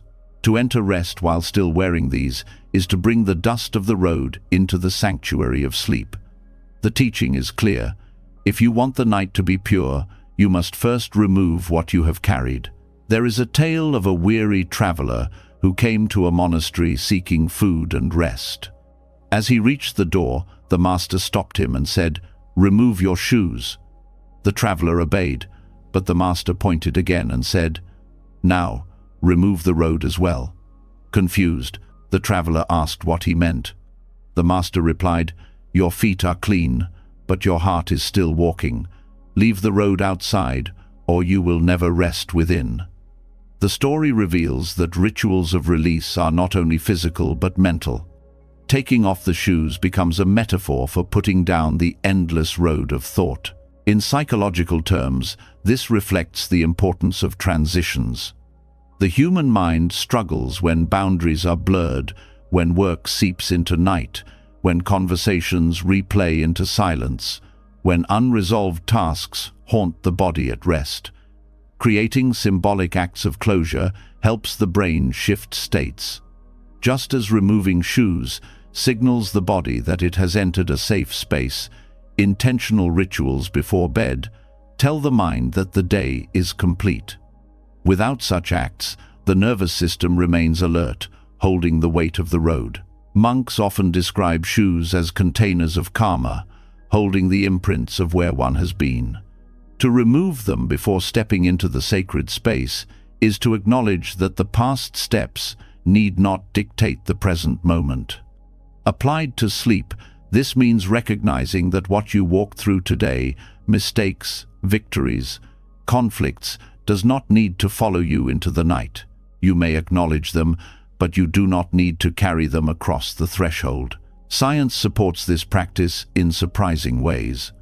Studies on bedtime routines show that people who engage in simple symbolic gestures, such as washing hands, dimming lights, or writing down the day's events, fall asleep faster and wake more refreshed. These acts serve as cues to the brain, much like removing shoes, that one has left behind the outer world. The physical act helps the mind believe what it might otherwise resist, that it is time to rest. There is a folk custom in parts of Japan where travelers, upon arriving at inns, remove their shoes and lightly tap them together before placing them neatly at the entrance. Elders say this gesture is not only to keep the house clean, but to release the dust of worry and conflict. The act of tapping symbolizes shaking off the invisible burdens that cling to us. In this way, the shoes become not only footwear, but a container for what we choose not to bring inside. When applied to rest, this custom teaches us to tap off the lingering anxieties before lying down. Another story speaks of a pilgrim who traveled with shoes worn thin. When he finally reached a temple, he placed them outside and bowed deeply, thanking them for carrying him but not asking them to follow him inside. The lesson is humility and gratitude, to acknowledge the day's journey, to thank the body and the mind for carrying us, but also to know when to let them rest. Gratitude itself becomes a way of removing shoes, releasing struggle with appreciation rather than resentment. The symbolism reaches deeper when we see the bedroom as a sacred hall. Just as temples are kept pure by removing shoes, the space of sleep is kept sacred by removing mental burdens. To treat the bed as a sanctuary means not cluttering it with devices, arguments, or unfinished tasks. This is not about strict rules, but about honoring the threshold. If you want the night to restore you, you must treat it as sacred ground. Psychologists studying sleep quality often emphasize sleep associations, the way the brain links bed with activity. When beds are used for work or worry, the brain struggles to shift into rest. But when beds are linked with safety, calm, and release, sleep becomes easier. The practice of symbolically removing shoes reinforces this association. It teaches the body and mind. This space is different. This space is sacred. This space is for renewal only. There is also wisdom in the way shoes rest once removed.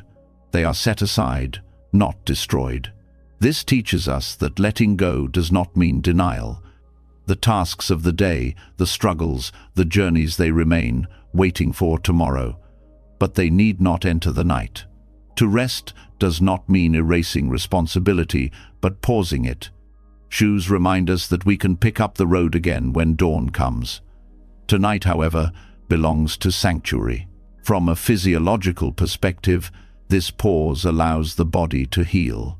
Stress hormones decline, heart rate slows, muscles repair, the immune system strengthens. All of this requires the body to believe it is safe, that the road has truly been left outside.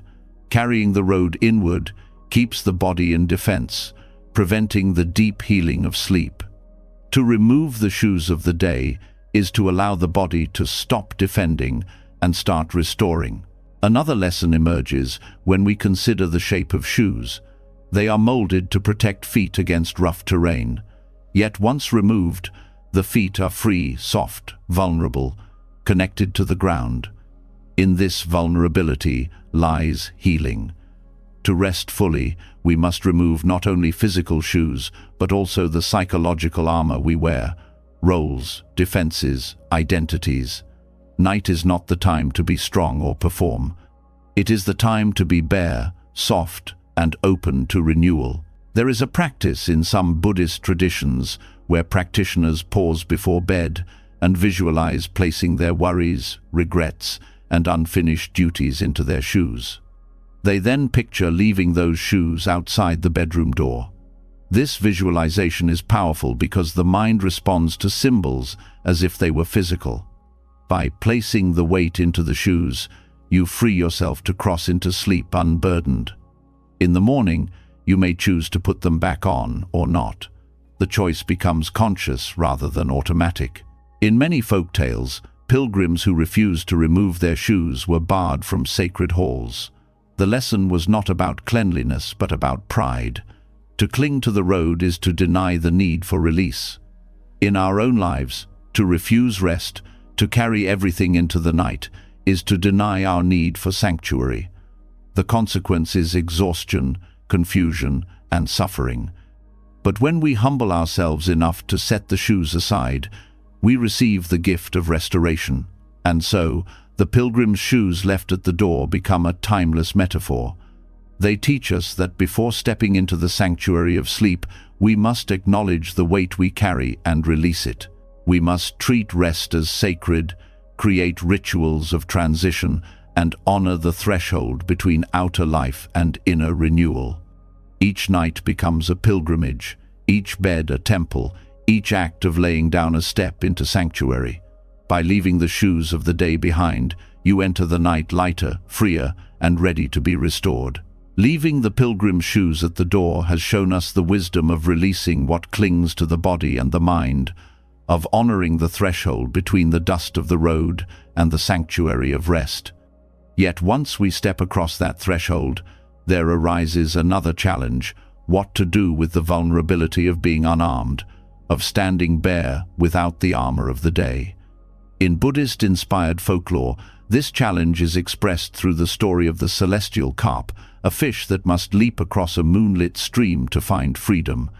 Its story speaks of courage not in force, but in the willingness to rise from water into air, to embrace risk, and to discover that vulnerability itself is a form of strength.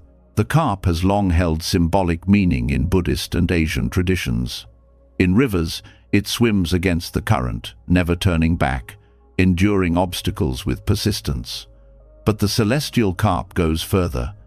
It is said to leap toward the light of the moon reflected on the stream, crossing from one realm into another. In this act lies a teaching about the courage to move beyond comfort.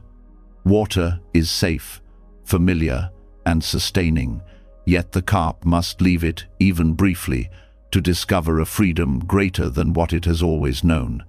In the same way, we are often asked to step beyond the familiar patterns of thought and protection in order to grow, to heal, and to rest. There is a tale of a fisherman who once watched a carp leap from a stream at night, its scales glimmering like silver under the moon. He asked a monk nearby why the fish would risk leaving the safety of water.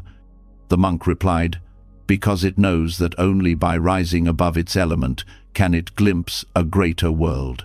The fisherman understood that the leap itself was an act of courage, not for survival alone, but for vision. For us, the leap happens when we allow ourselves to be vulnerable, when we step beyond the habits of control and into the openness where rest and renewal dwell. Courage in vulnerability is not about heroism in the conventional sense. It is not charging into battle or conquering fear with force.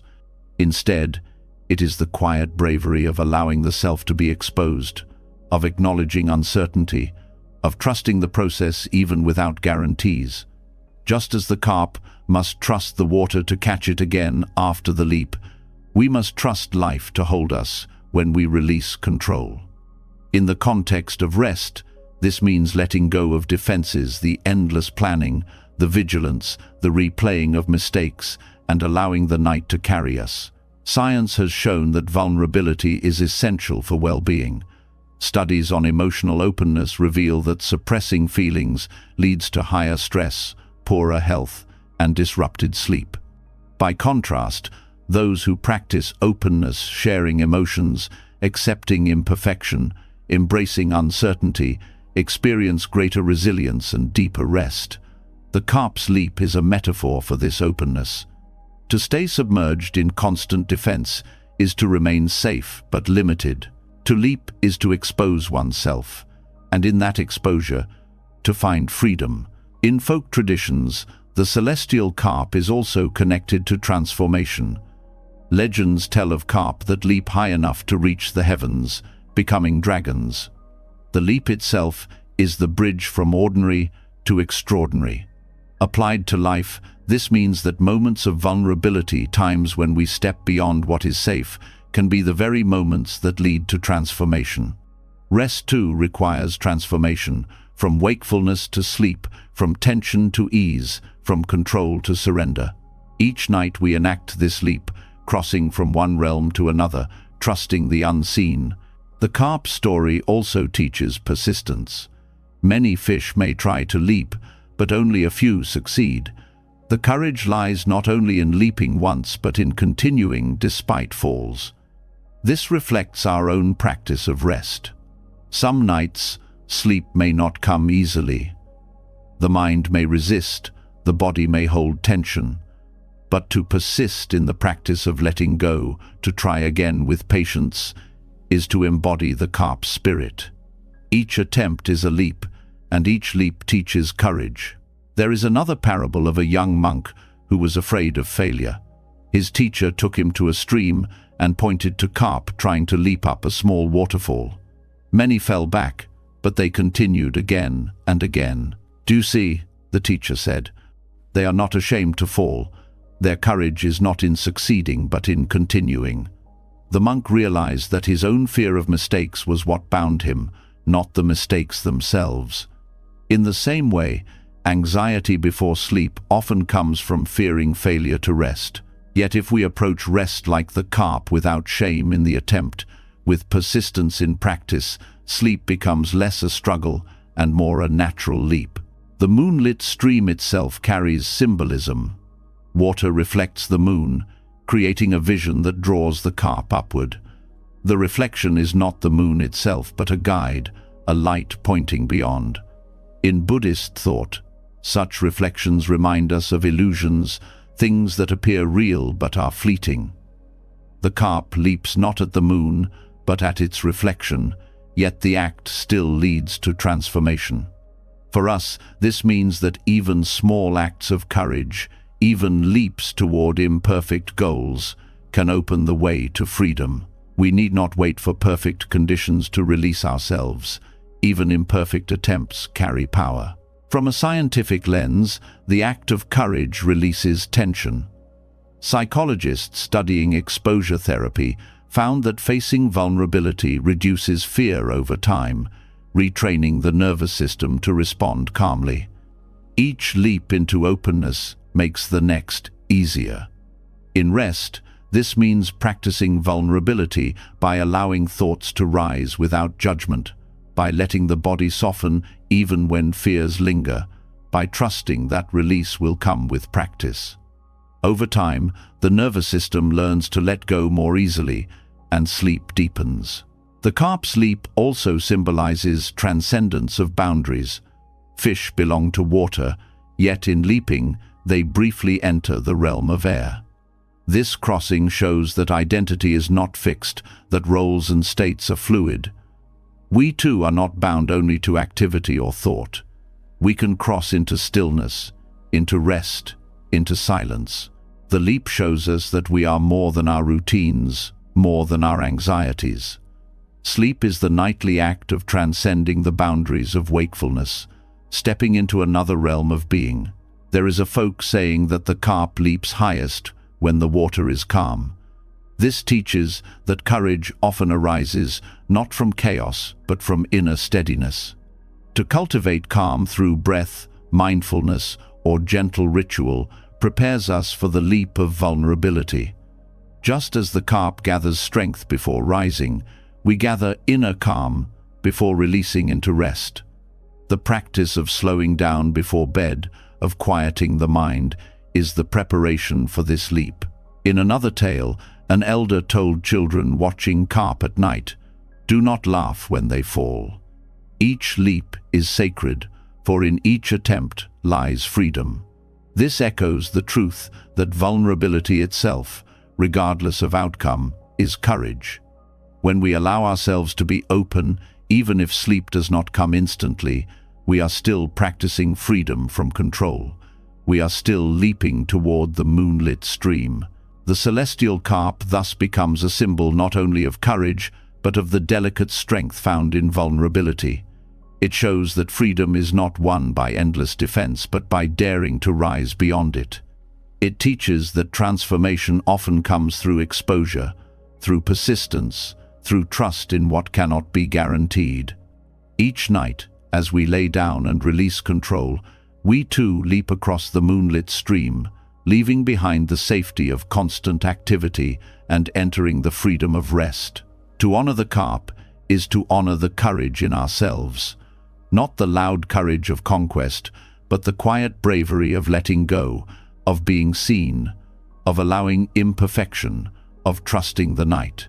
It is to recognize that vulnerability is not weakness, but the very condition for growth and renewal.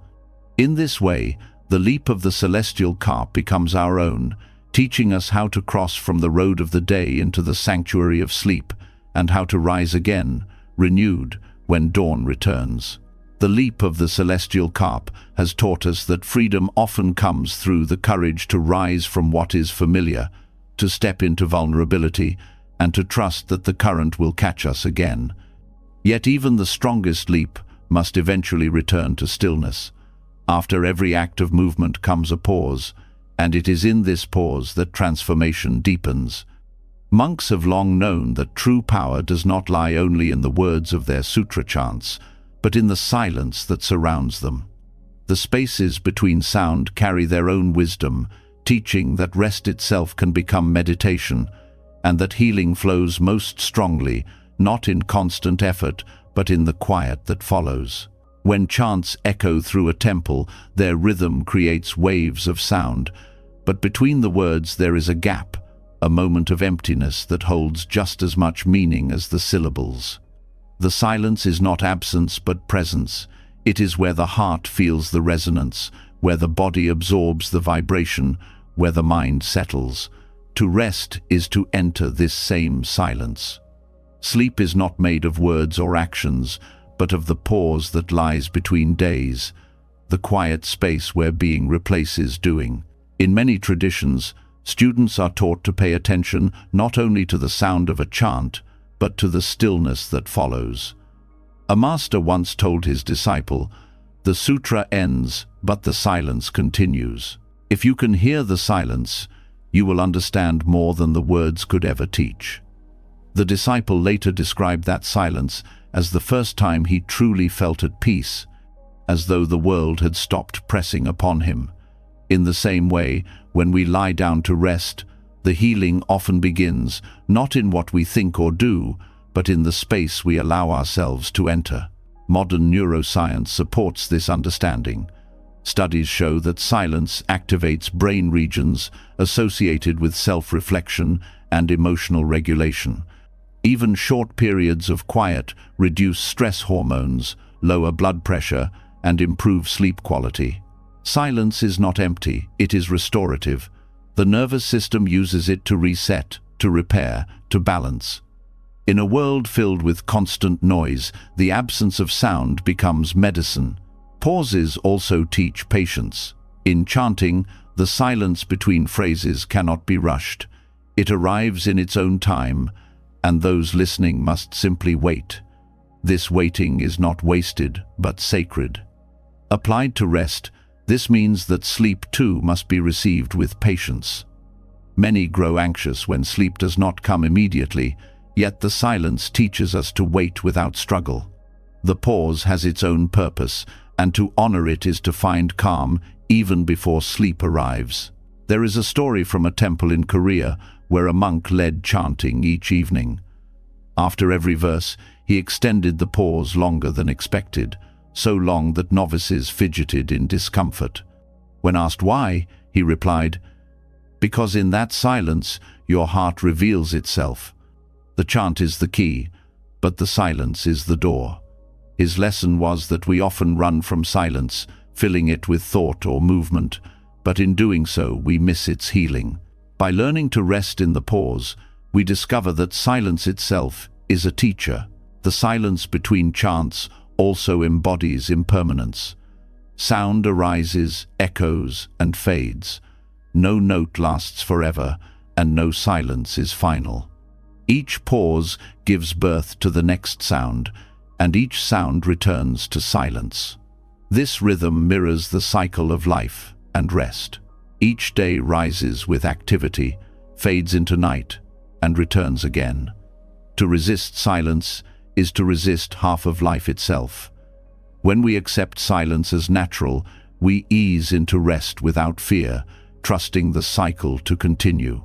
In daily life, the practice of silence can be cultivated in small ways. Setting aside moments without music, without screens, without speech, allows the mind to reset. These pauses, though brief, prepare the body for deeper rest at night. Just as monks integrate silence into chanting, we can integrate quiet into our routines, letting it become part of our rhythm rather than something unusual. Over time, silence becomes familiar, even comforting. The power of silence is also relational. In chanting, the shared pause unites everyone. Listeners breathe together, hearts synchronize, and a collective stillness arises. In families or communities, silence can serve the same purpose.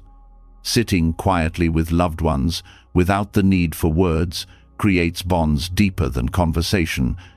To share silence before sleep, perhaps through a few breaths together, can foster calm and connection, easing the transition into rest. There is also a spiritual dimension.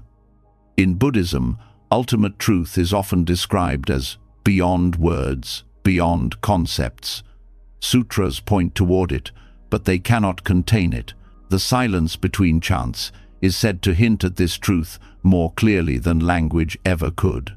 For rest, this means that true healing cannot always be explained or measured. It happens in the unseen, in the pauses, in the surrender beyond understanding. To allow silence is to allow mystery, to let healing occur without demanding to know how. Science too confirms that the brain requires downtime for integration. During quiet wakefulness and sleep, the brain consolidates memories, organizes experiences, and generates insight. Without silence, these processes are disrupted.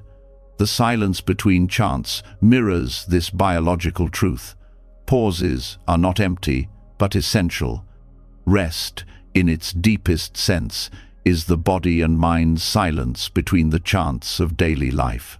In some folk tales, silence itself was personified as a gentle spirit who walked between the notes of chanting, carrying away worries and returning peace. Villagers believed that if you listened closely during the pauses, you could hear your own burdens being lifted. Though symbolic, this belief reflects a deep human need to see silence not as void but as active, as a friend that heals. To bring this view into our own nights is to see stillness not as emptiness but as presence. The silence between sutra chants teaches us to value what is often overlooked, to honor pauses as much as action, to see rest as sacred rather than wasted. It reminds us that healing is not always loud, not always visible, but often found in the quiet spaces where nothing seems to happen. Each night, when you close your eyes, you are entering that pause, that sacred silence between the chants of your life. To rest deeply is to hear that silence and let it work within you, carrying you into renewal without struggle. The silence between sutra chants revealed how healing does not only live in sound, but in the space around it, in the pauses that allow the heart to settle and the mind to reset.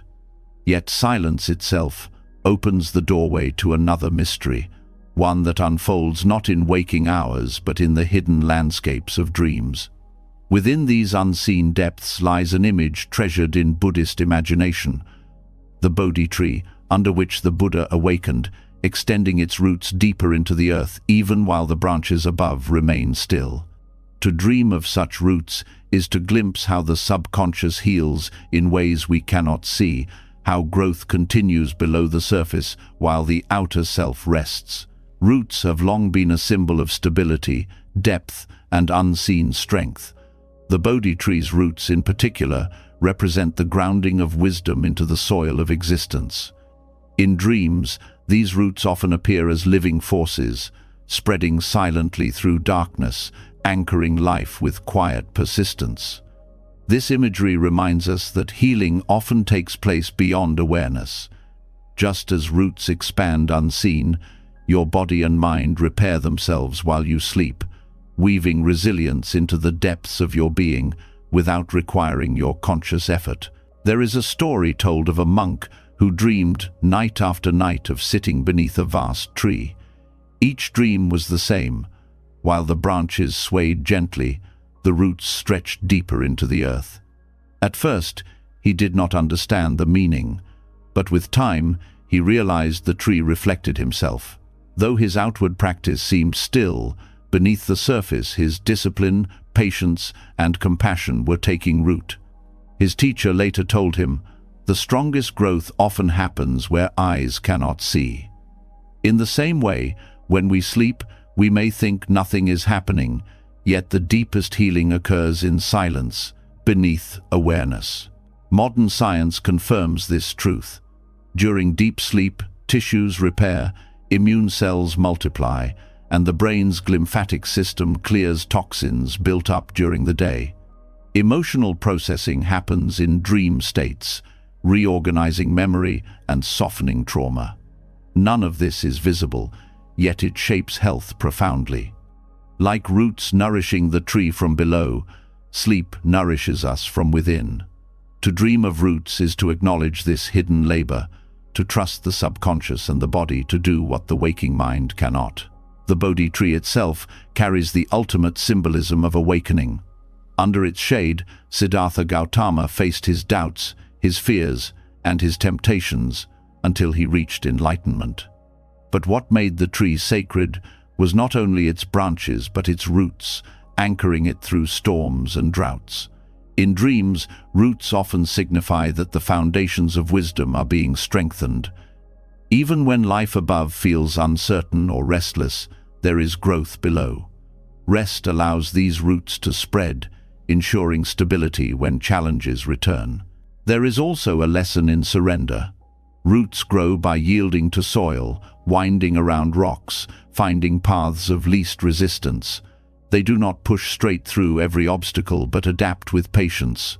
Dreams of roots remind us that healing unfolds in the same way.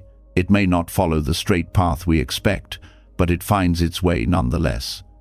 To trust your subconscious healing is to allow this winding process, knowing that even if you cannot see progress, it is happening. In folk tales, villagers often spoke of sacred trees whispering in dreams, telling them where to plant crops or how to resolve disputes. These stories reflected a deep trust in the wisdom of roots. People believed that trees, anchored so firmly, held knowledge of endurance. In modern terms, this mirrors how dreams often reveal hidden insights. The subconscious, working through symbols and images, provides guidance that the waking mind cannot reach. Rest is therefore not idle but fertile, allowing the roots of intuition to grow. The imagery of roots also speaks to interconnectedness. Beneath forests, trees share nutrients and signals through vast root systems. In Buddhist thought, this mirrors interdependence. No being exists in isolation. Dreams of roots spreading may reflect the subconscious healing of relationships, the unseen ways we are connected to others. Sleep becomes not only personal restoration, but communal balance, as the subconscious processes bonds, grievances, and compassion. Psychological research supports this. Studies show that during REM sleep, social and emotional memories are consolidated, shaping how we relate to others. This unseen process strengthens empathy and reduces reactivity. Just as roots feed not only one tree but the entire forest, subconscious healing during rest nurtures our relationships and connections. Another aspect of the dream of roots is depth. While branches reach upward toward light, roots delve downward into darkness. This duality teaches balance. Growth is not only reaching higher but also sinking deeper. Dreams of roots remind us that descending into the subconscious, into unacknowledged feelings and forgotten memories, is part of healing. Sleep provides the safe space for this descent, a place where the mind can process what is too heavy for daylight. There is a parable of a novice who feared his dark dreams, thinking they showed weakness. His teacher told him, "Roots grow in darkness, not in light. Without them, no tree stands." The novice came to understand that even disturbing dreams were part of growth, the subconscious working through hidden burdens. The healing was not always gentle, but it was necessary. Rest is the soil where such growth takes place. From a physiological perspective, dreams often integrate experiences and reduce emotional charge. What feels overwhelming by day can become softened by night. This mirrors the way roots transform harsh soil into nourishment. The subconscious takes the rough fragments of experience and reshapes them into resilience. To dream of roots is to trust that even pain can be composted into growth. Roots also embody patience. They grow slowly, unseen, often over years. In the same way, healing does not always reveal itself quickly. Dreams of roots remind us to honor this slow work. Each night contributes a little more. Each rest adds depth. To rush healing is to pull at roots before they are ready. To trust the process is to let them spread naturally. The Bodhi tree's roots in dreams symbolize anchoring during change. While branches may sway with winds, roots hold firm. For those who feel unstable, such dreams are reminders that the subconscious is quietly stabilizing, weaving strength beneath turbulence. Sleep anchors us even when waking life feels uncertain. In practice, you can honor this teaching by approaching sleep as fertile soil rather than wasted time. Instead of resenting rest, treat it as the ground where roots deepen. Journaling dreams, meditating on images of trees, or simply reflecting on growth beneath awareness can help cultivate this perspective. By doing so, you strengthen trust in the unseen healing of sleep. And so, the dream of the Bodhi tree's roots reveals that rest is never empty. Beneath the stillness of night, the subconscious works with patience and depth, anchoring wisdom, transforming experience, and weaving resilience. Like roots spreading unseen, your healing unfolds quietly, preparing you to rise stronger with each dawn. To surrender to sleep is to let the roots grow, to trust the soil of silence, and to allow the unseen to carry you toward wholeness. The dream of the Bodhi tree's roots reminded us that growth often happens unseen, that the subconscious works quietly in the depths while the surface rests. Yet not all hidden places are soft soil. Some are hollow chambers where every sound returns amplified, where silence itself has a voice. In Buddhist stories, caves became such places, settings where hermits withdrew from the world, not to escape, but to confront the echoes within. The cave does not invent voices, it only reflects what is brought into it. In the same way, the night reflects the contents of the mind, amplifying thoughts and feelings we tried to bury. Stories of hermits entering caves teach us how to face these echoes, how to listen rather than resist, and how to find wisdom in the reflections of the soul. A tale is told of a solitary monk who spent months in a mountain cave.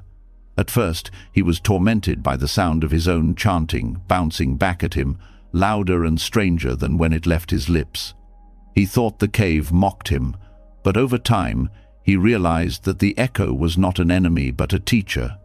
Each word he spoke came back to him, altered yet recognizable, showing him aspects of himself he had ignored. The cave revealed not new voices but his own. In the same way, the stillness of night often returns our inner voices with greater clarity. Worries grow louder, memories replay, emotions echo through the mind. These echoes are not new burdens, they are reflections waiting to be heard. Psychology describes a similar process. In silence, the brain's default mode network activates, bringing forward unresolved thoughts, regrets, and desires. At night, when distractions fade, these voices rise. Many experience this as insomnia or restlessness, but it can also be seen as the cave of the mind reflecting what lies within. If approached with patience, these echoes become insights rather than disturbances. Sleep then follows naturally, as the mind no longer struggles to silence its reflections but listens to them with compassion. The hermit's cave was often described as a mirror for the soul. Whatever he carried inside would return magnified. If he entered with anger, the cave seemed hostile. If he entered with calm, it became serene. This reflects a profound truth. The outer world often mirrors the state of the inner. Night itself is such a cave. If you enter it clinging to turmoil, the silence amplifies it. But if you enter with openness, the same silence becomes healing. The cave does not change, you do. Another story tells of a hermit who grew frightened by strange voices in the darkness of his cave. When he ran to his teacher for help, the master laughed and said, "The cave has no tongue, it only returns your own." The hermit returned, and with time, he learned to greet the echoes as old companions. He discovered that fear fades when you stop running from your own voice. At night, when thoughts echo loudly, the same principle applies. Fear grows when we try to silence them, but when we listen, the echo loses its power. From a scientific perspective, acknowledging inner echoes reduces their hold. Cognitive therapies emphasize naming emotions, speaking them aloud or writing them down as a way to lessen their intensity. The act of recognition transforms echoes into insights. This parallels the hermit's practice. By hearing the cave's reflection clearly, he turned fear into understanding. The cave also symbolizes depth and darkness. Unlike open fields or mountains, caves descend inward. They represent the parts of ourselves we rarely visit: memories, traumas, unspoken desires. Hermits who chose caves understood that spiritual growth required confronting these depths. For modern minds, night offers a similar descent. Dreams and midnight thoughts often bring up what daylight pushes aside. Though uncomfortable, this descent is not punishment but healing. Roots cannot deepen without soil. Wisdom cannot deepen without facing shadows. A parable describes a hermit who chanted every day until the cave seemed to chant back even when he was silent.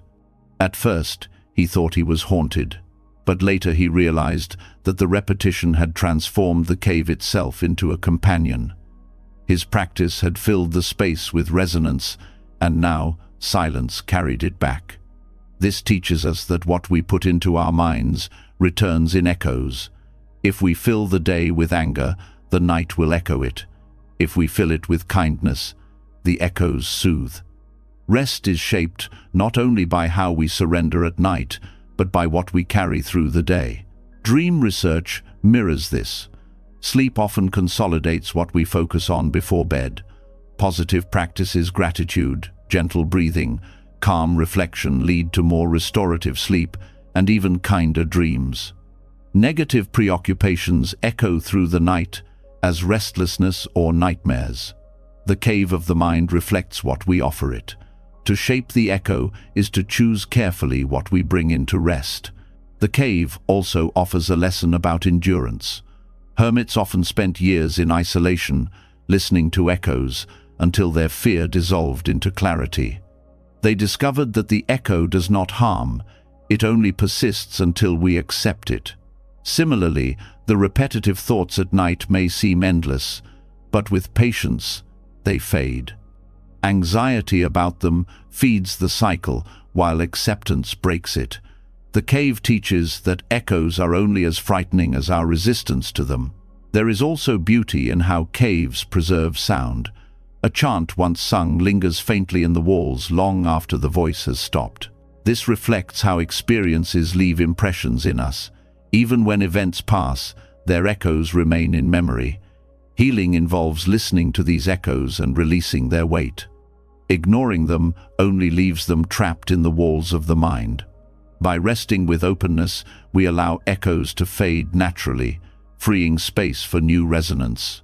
Some folk traditions speak of caves as sacred wombs, places where the earth itself holds life in gestation. Hermits entered not to escape, but to be reborn, emerging with deeper wisdom. Night functions in the same way. Entering rest is entering the cave of the subconscious, where echoes are heard, processed, and transformed. Each morning is an emergence, a rebirth shaped by what we allowed the night to teach us. And so the hermit and the echoing cave remind us that rest is not only stillness, but reflection. Night magnifies what we bring into it, offering us the chance to listen more deeply. If we resist, the echoes grow louder. If we listen, they dissolve into insight. The cave does not change, we do. Sleep becomes not escape, but dialogue, a chance to hear the soul's reflections and allow them to guide us toward renewal. The echoing cave reminded us that what we resist only grows louder, and that true peace comes not from silencing, but from listening to what returns to us.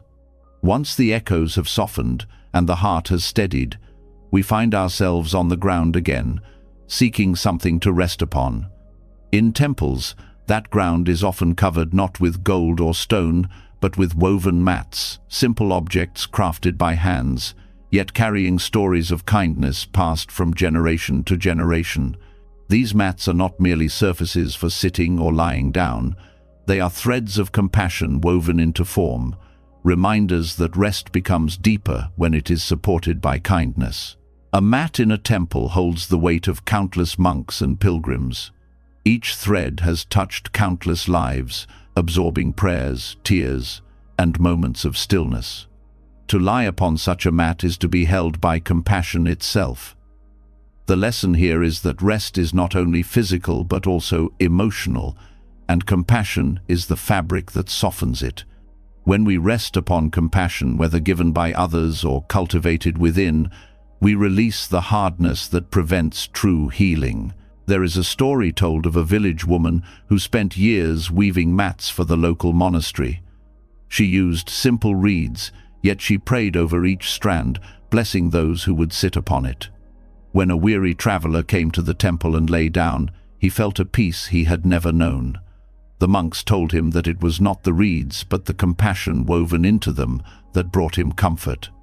This story reminds us that kindness has tangible power. Even the simplest object, when filled with compassion, becomes a vessel of rest. Compassion softens suffering in ways that force never can. Science supports this truth. Studies on compassion-focused meditation show that practicing kindness toward oneself and others reduces stress, lowers cortisol, and increases feelings of safety conditions essential for sleep. Just as mats soften the hardness of the floor, compassion softens the hardness of the heart, allowing the body to release tension and surrender to rest. Without compassion, even the softest bed feels uneasy. With it, even a simple mat can cradle you into peace. The woven mat also teaches about connection. Each strand by itself is fragile, but woven together they form something strong. Compassion works the same way. A single act may feel small, but when combined with others it becomes a network of support. At night, when worries often feel overwhelming, remembering compassion reconnects us to this web. We realize we are not alone. Others suffer and heal just as we do. This shared humanity eases the isolation of struggle, replacing it with belonging, a condition that makes rest possible. Another story tells of a monk who carried a mat wherever he went. When asked why, he said, "This mat reminds me that I am always held by the kindness of others." The reeds grew by the river, the weaver gave her time, the teacher blessed it. When I sit on their compassion. The lesson here is gratitude. To rest deeply, we must acknowledge the unseen kindnesses that support us: food grown by farmers, roofs built by workers, even the bed we lie upon shaped by many hands. Gratitude turns rest into reverence, allowing the heart to soften. In modern life, compassion toward oneself is often neglected. People judge themselves harshly, carrying guilt and self-criticism into bed. These are like thorns hidden beneath a mat, preventing ease. The teaching of the woven mat reminds us to replace judgment with compassion, to speak gently to ourselves as we drift into sleep, saying simple words like, "You did your best today, rest now," can transform rest. Neuroscience shows that self-compassion activates soothing systems in the brain, calming the fight-or-flight response and promoting relaxation. Compassion literally changes the brain's chemistry to support sleep. The act of weaving itself carries wisdom. Each thread crosses another, creating strength in overlap. Compassion, too, is built through practice, one act at a time, interwoven until it becomes part of who we are. Rest can be seen as part of this. Weaving, each night we restore not only our bodies but our capacity for kindness. When we neglect rest, compassion frays. When we honor it, compassion strengthens. In this way, sleep is not selfish but service. By caring for ourselves, we preserve the ability to care for others. There is also a symbolic teaching in how mats are placed on the ground. They do not elevate or separate, but bring us close to the earth. Compassion, too, grounds us. It humbles pride, softens anger, and reminds us of our shared fragility. To rest on compassion is to accept our place in the larger fabric of life, not above, not below, but interwoven with all beings. This humility eases the restless striving of the mind, replacing it with calm. In folk belief, mats were sometimes said to absorb sorrow. People would sit on them to pray, and when they rose, they felt lighter, as if the mat had taken part of their burden. This metaphor reflects how compassion works. When we extend kindness, we absorb a little of another's suffering, lessening their load. When we give compassion to ourselves, we absorb our own pain with gentleness rather than resistance. In both cases, the burden is softened, allowing space for rest. Another parable tells of a child who wept each night, unable to sleep from fear. An elder gave him a mat and told him, "This mat has heard many prayers. It will hear yours too." The child whispered his fears into the mat and found himself drifting into slumber. The lesson is that compassion listens. It does not always solve or erase problems, but its presence allows fear to loosen. A compassionate heart, like a woven mat, can absorb what words cannot resolve. In practical life, we can weave compassion into our nightly rituals.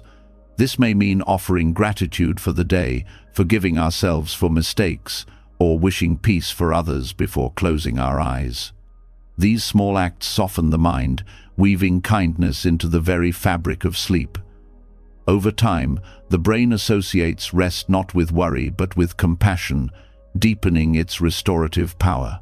And so, the woven mat of compassion teaches us that rest is not only physical comfort but emotional safety. To sleep well is to lie upon threads of kindness, woven from gratitude, patience, and shared humanity.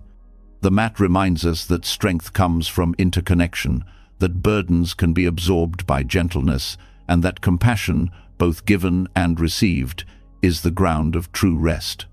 Each night, when you close your eyes, you are weaving another thread, creating a fabric that will hold you and others in kindness, until morning brings you back renewed. The woven mat of compassion reminded us that rest deepens when it is softened by kindness, that the very ground we lie upon can cradle us when it is woven with care. Yet even with such a foundation, the body still carries pain, the heart still stirs, and the mind still seeks comfort in the darkness. To ease this, Buddhist devotion turns often to breath, not as a simple function of survival but as a prayer, a living bridge between body and spirit. In rare accounts, devotees speak of the healing breath of Avalokiteshvara, the bodhisattva of boundless compassion, whose name is carried gently on each inhale and exhale, transforming the act of breathing into medicine for the soul and a doorway into sleep. Breath has always been a central focus in Buddhist practice, seen as the thread that ties awareness to the present moment. To breathe consciously is to anchor oneself in life's rhythm, to be reminded that every inhale is receiving and every exhale is release. The devotees who invoked Avalokiteshvara through breath discovered that this rhythm could also carry compassion directly into their suffering. On the in-breath, they silently called upon the presence of compassion, and on the out-breath, they released their pain, fear, or fatigue. Over time, the breath itself became a channel of healing, carrying the mind into peace and the body into rest. There is a story from Tibet of a woman who could not sleep after losing her child.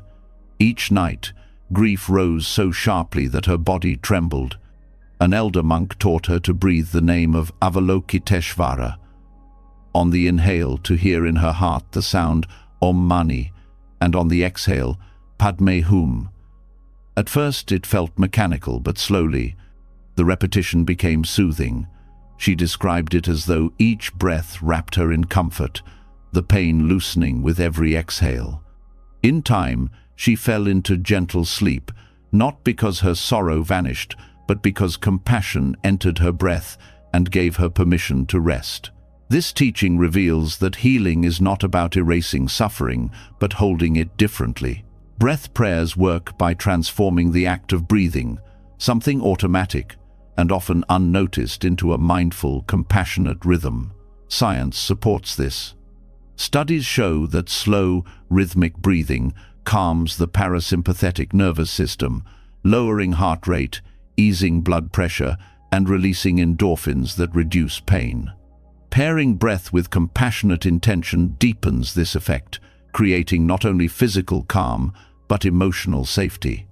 Sleep becomes possible because the body and mind finally feel held.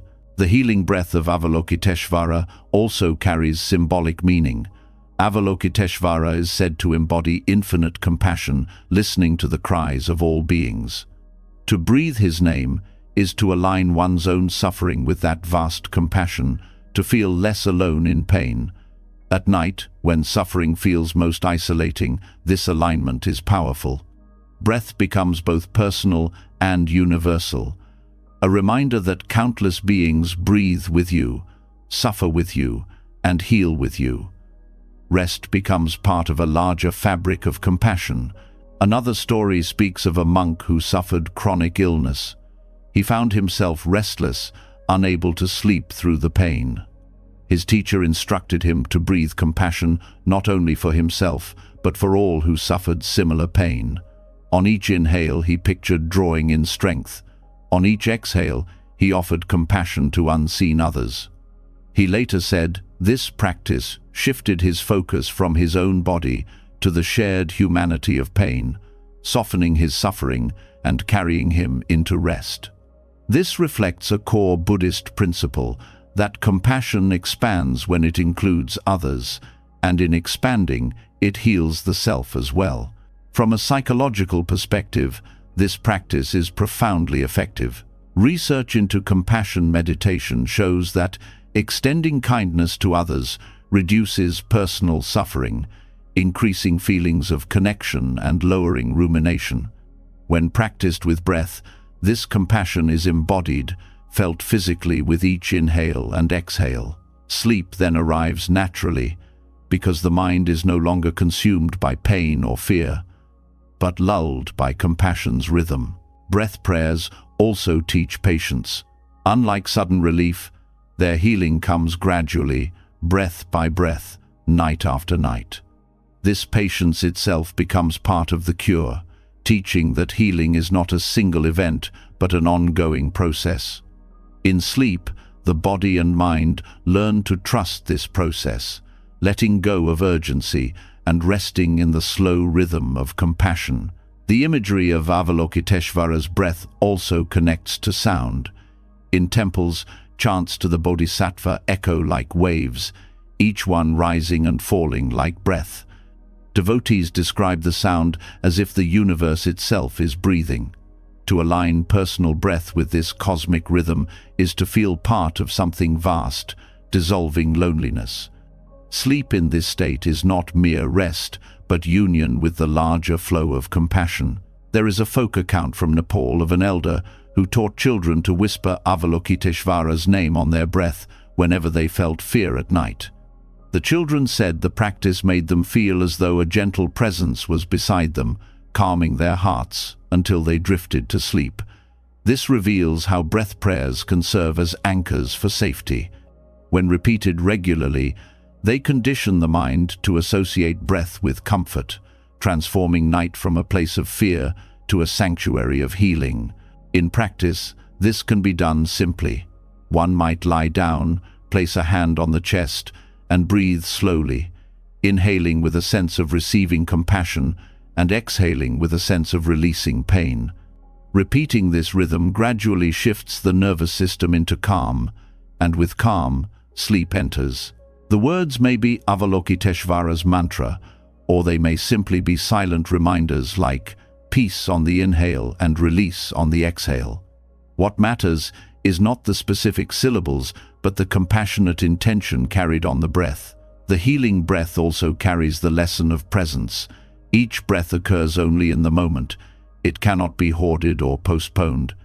To focus on breath is to return to now, away from regrets of the past or fears of the future. At night, this is crucial. Anxiety thrives on what has been or what may come. Breath anchors you in the present, where rest is possible.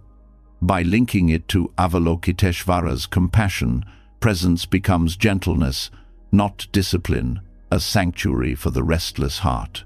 From a biological standpoint, breath practices before sleep increase melatonin, the hormone of rest.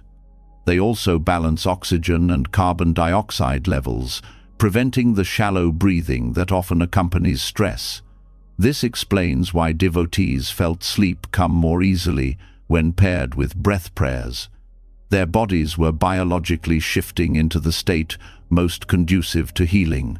And so, the healing breath of Avalokiteshvara teaches us that rest is not only the absence of activity, but the presence of compassion carried in each inhale and exhale. To breathe with awareness is to turn an ordinary act into prayer, to transform pain into softness, to invite sleep not through force but through kindness. Each night becomes a chance to align with compassion's rhythm, to let Avalokiteshvara's breath guide you into stillness, and to awaken renewed, having been held gently in the embrace of infinite care.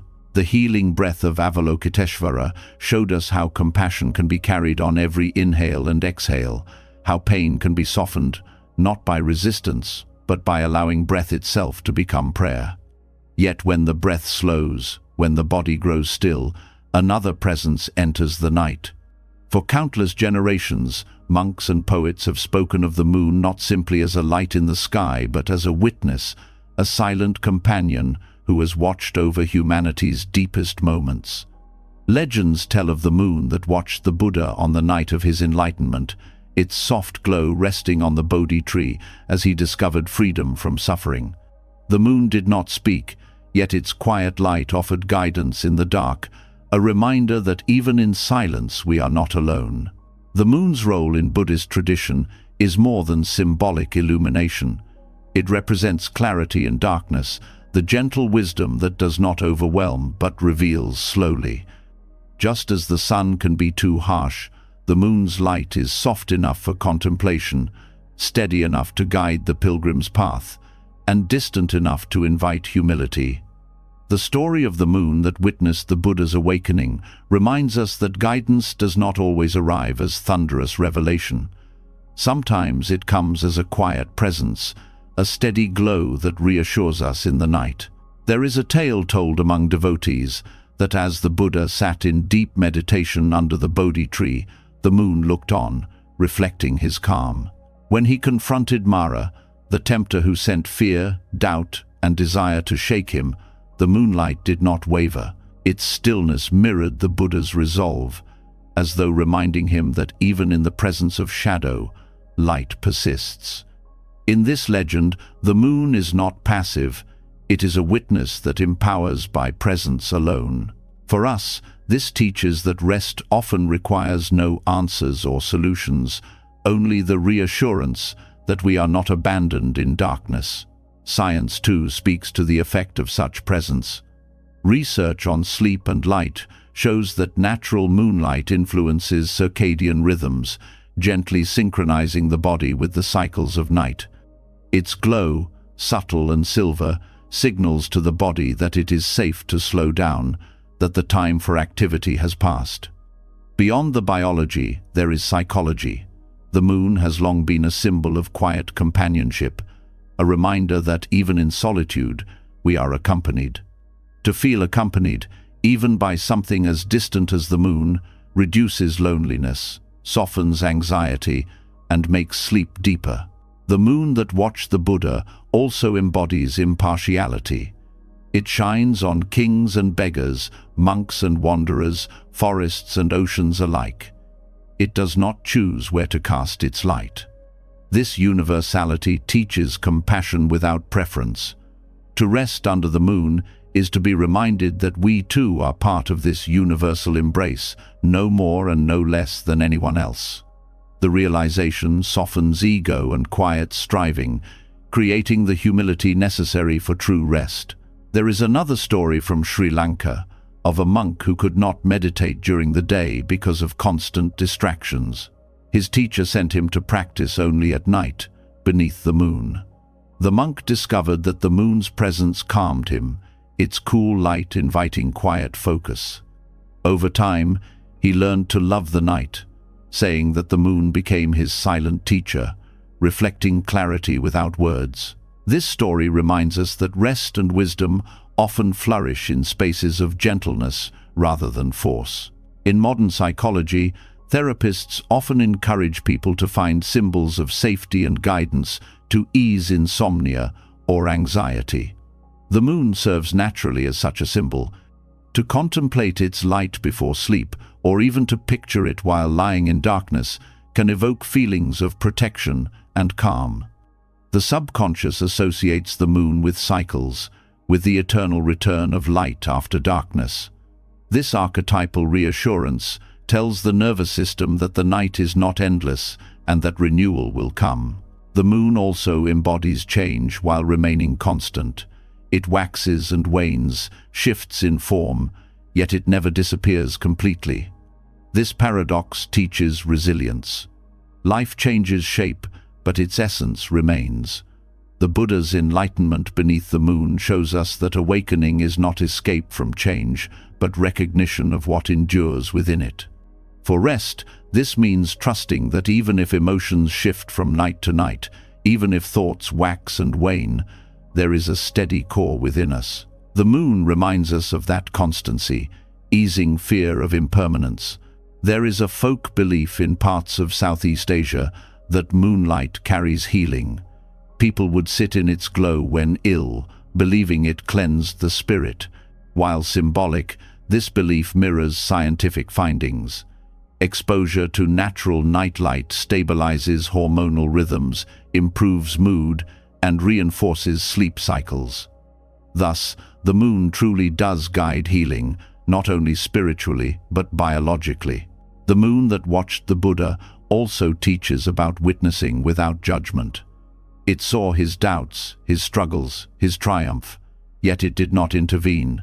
It simply shone.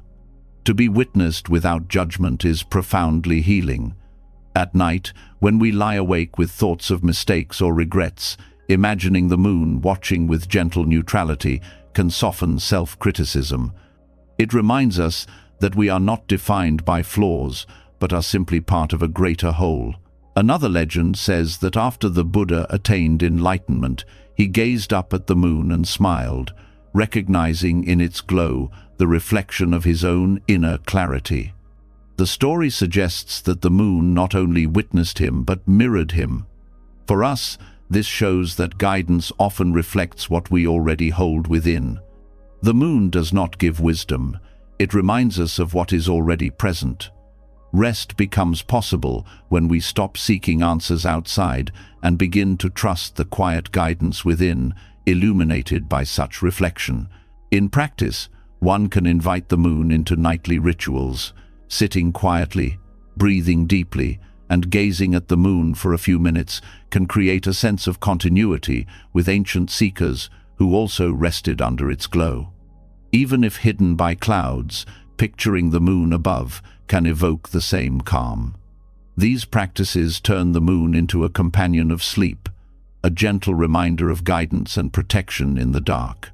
And so, the moon that watched the Buddha teaches us that rest does not come from control, but from quiet guidance. It shows us that presence, impartiality, and gentle light are enough to carry us through darkness. Each night, whether seen or unseen, the moon is there, watching, steady, reflecting clarity.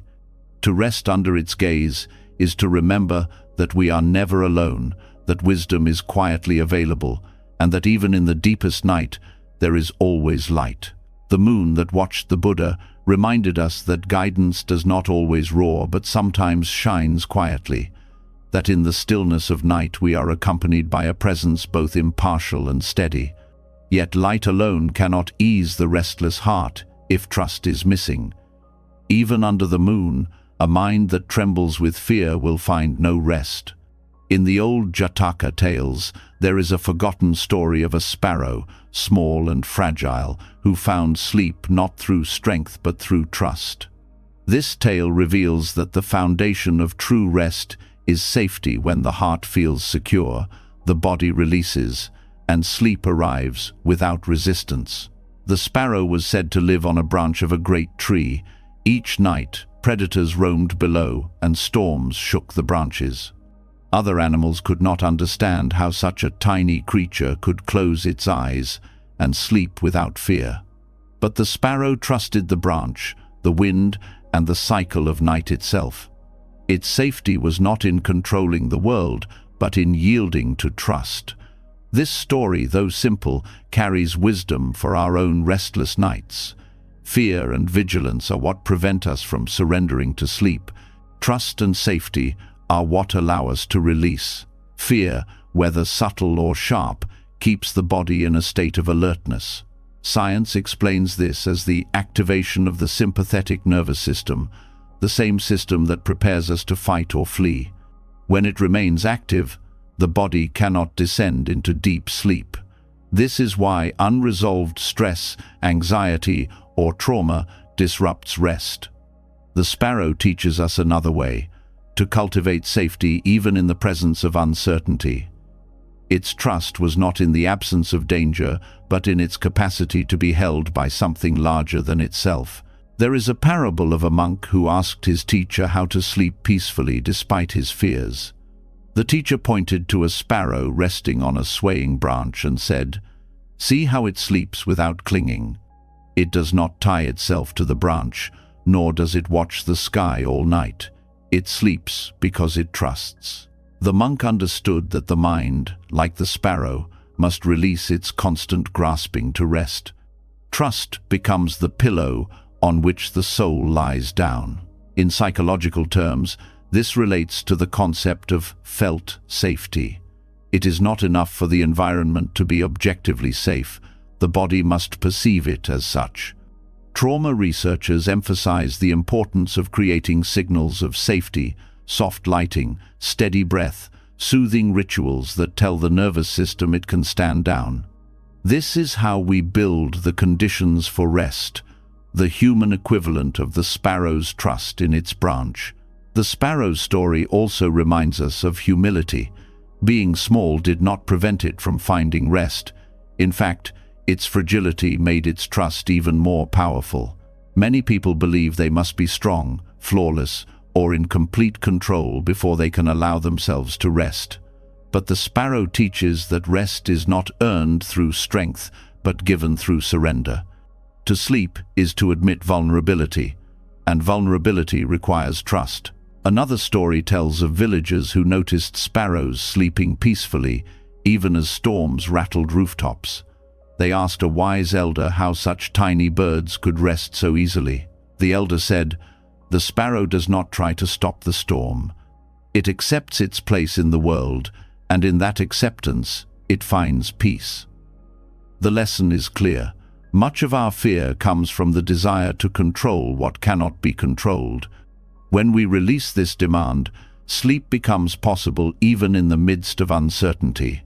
From a spiritual perspective, trust is linked to faith, not necessarily in doctrine, but in the simple faith that life supports us. The sparrow sleeps because it trusts that dawn will come, that branches will hold, that cycles endure. For us, faith can be cultivated through gratitude, prayer, or reflection. By remembering that we have survived countless nights before, that the world has carried us this far, we build the inner assurance that we can rest tonight as well. Modern research supports this ancient wisdom.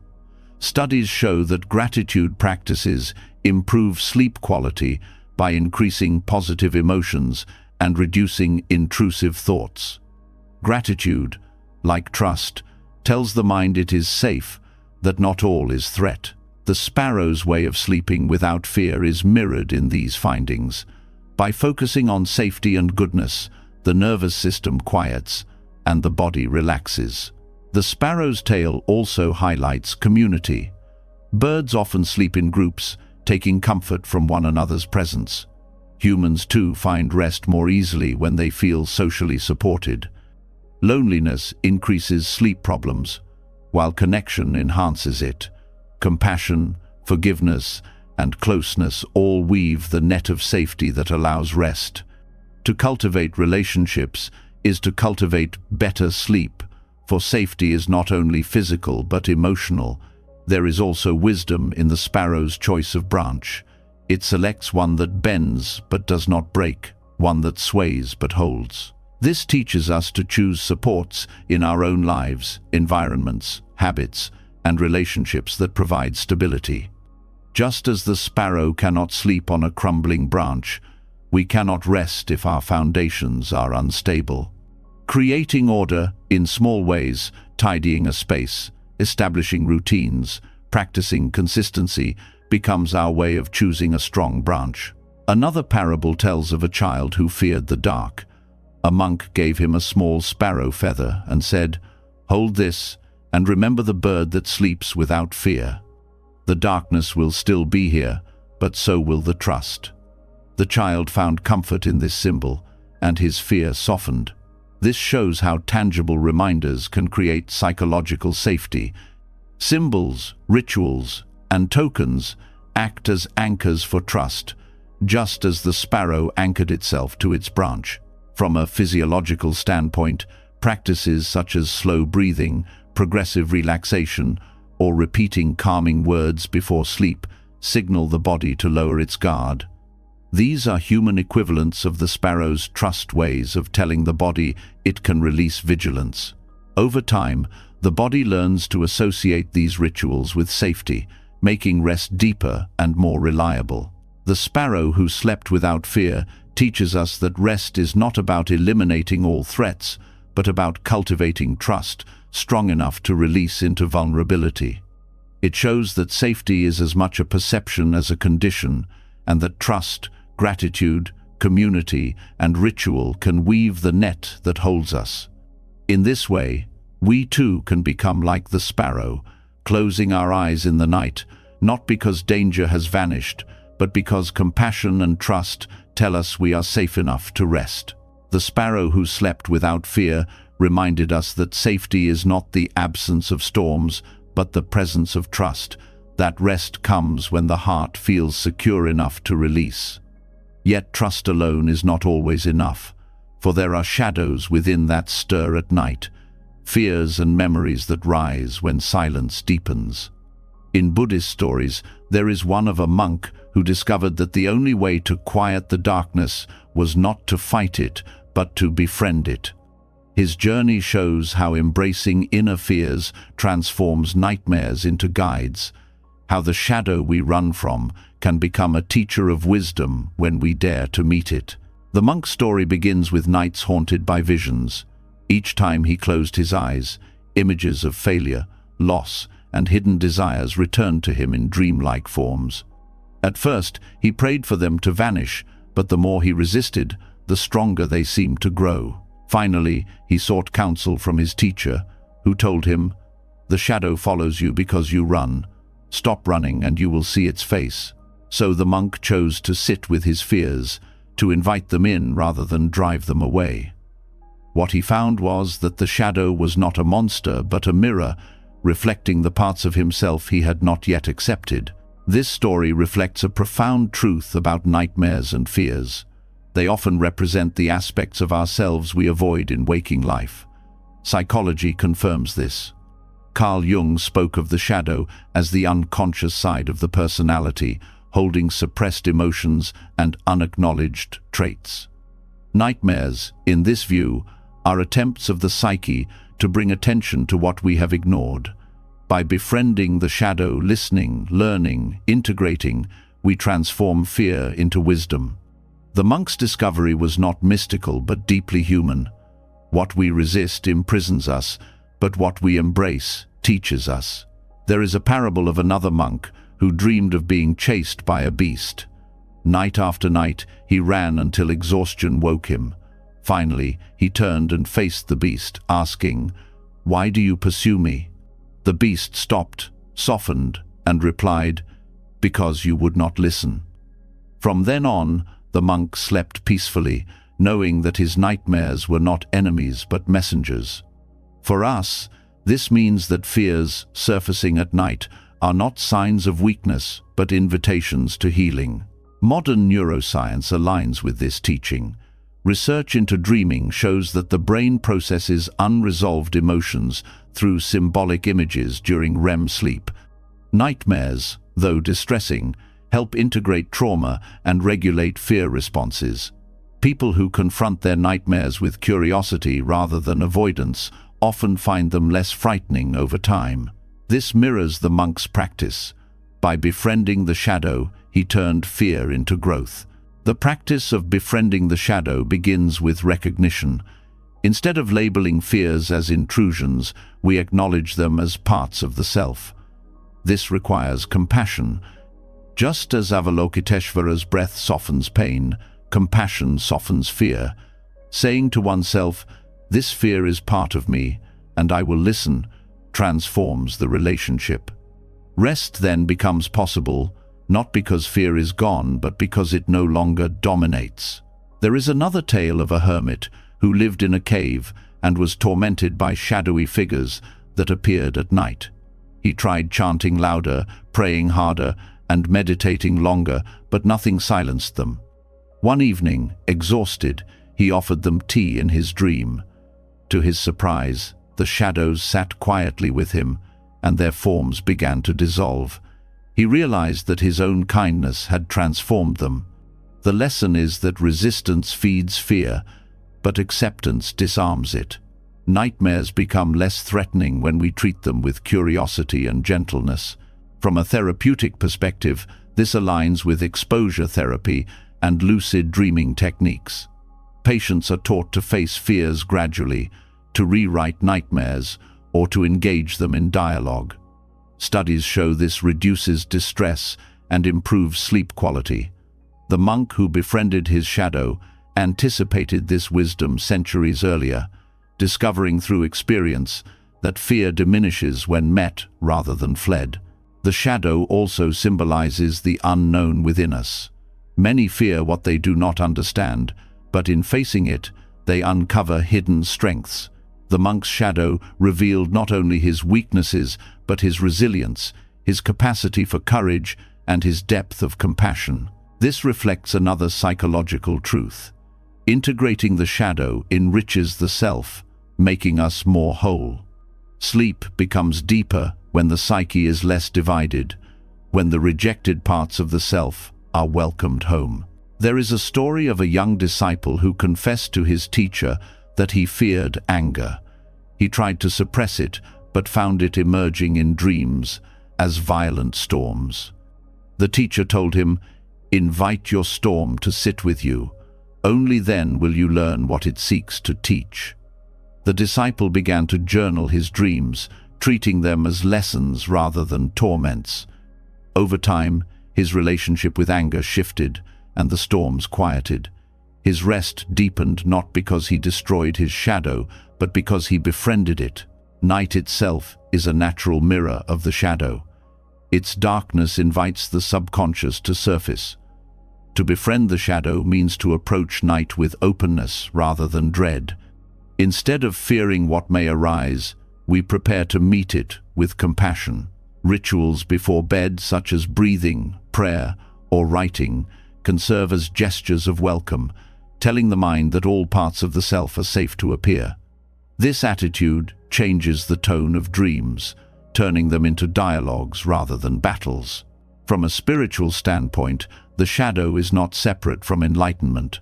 The Buddha faced Mara under the Bodhi tree, encountering fear, desire, and doubt before awakening. Mara was not destroyed, but recognized as part of the path. Likewise, our shadows are not barriers but companions in growth. Each nightmare, each fear, is a Mara that can be acknowledged. In doing so, we follow the same path of transformation, turning what seemed like an obstacle into a teacher. Biology again supports this wisdom. Research shows that when people reinterpret nightmares as opportunities for growth, their stress responses decrease. The body relaxes, sleep improves, and resilience grows. Fear loses its grip when reframed as guidance. The monk's experience becomes practical advice, to treat shadows not as threats, but as lessons. The monk who befriended his shadow shows us that rest is not always about escaping fear, but about transforming our relationship with it. Nightmares do not need to be banished, they can be heard. Shadows do not need to be denied, they can be befriended. By doing so, sleep becomes more than escape. It becomes a field of wisdom where the self integrates and heals. To rest deeply is to lie down, not in denial of fear, but in companionship with it, knowing that the night, like the shadow, is not an enemy, but a teacher waiting to be embraced. The monk who befriended his shadow reminded us that what we fear most often hides the wisdom we need, that rest deepens not by fleeing from darkness, but by embracing it with compassion. Yet, after shadows have been faced, the heart still needs to learn the art of surrender, the gentle release that keeps the spirit from sinking under its own weight. Zen stories often teach this through the simplicity of tea. In one ceremony, a master dropped a leaf into a bowl of water. It did not sink, nor did it fight to stay afloat. It rested lightly, carried by the surface. This small image became a profound metaphor. The tea leaf that floated without sinking shows how surrender, not struggle, is the way to ease restlessness and invite true peace. The tea ceremony in Zen is never about drinking alone. Every gesture, every sound, and every pause is a teaching. The leaf that drifts on the surface of water is not passive, it accepts the water fully, yielding to it without losing its own shape. In the same way, rest is not about forcing stillness, but allowing life to hold us without resistance. When we fight the current, we sink. When we yield, we float. This is the essence of surrender. There is a story of a young monk who grew frustrated during meditation. His thoughts pulled him down, like stones dragging him into restlessness. His master gave him a cup of tea and dropped a leaf on its surface. "Watch," the master said. The leaf trembled, shifted, but remained afloat.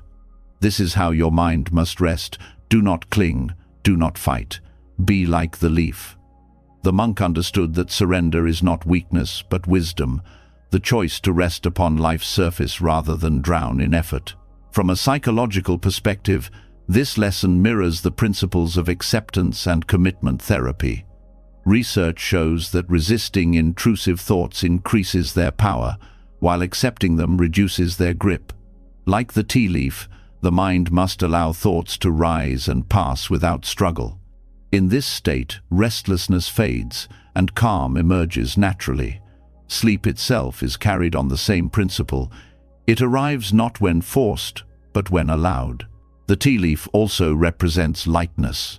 It floats because it is unburdened, carrying no weight beyond itself. Many who lie awake at night are burdened by layers of worry, expectation, and self-criticism. These weights drag the spirit down, preventing rest.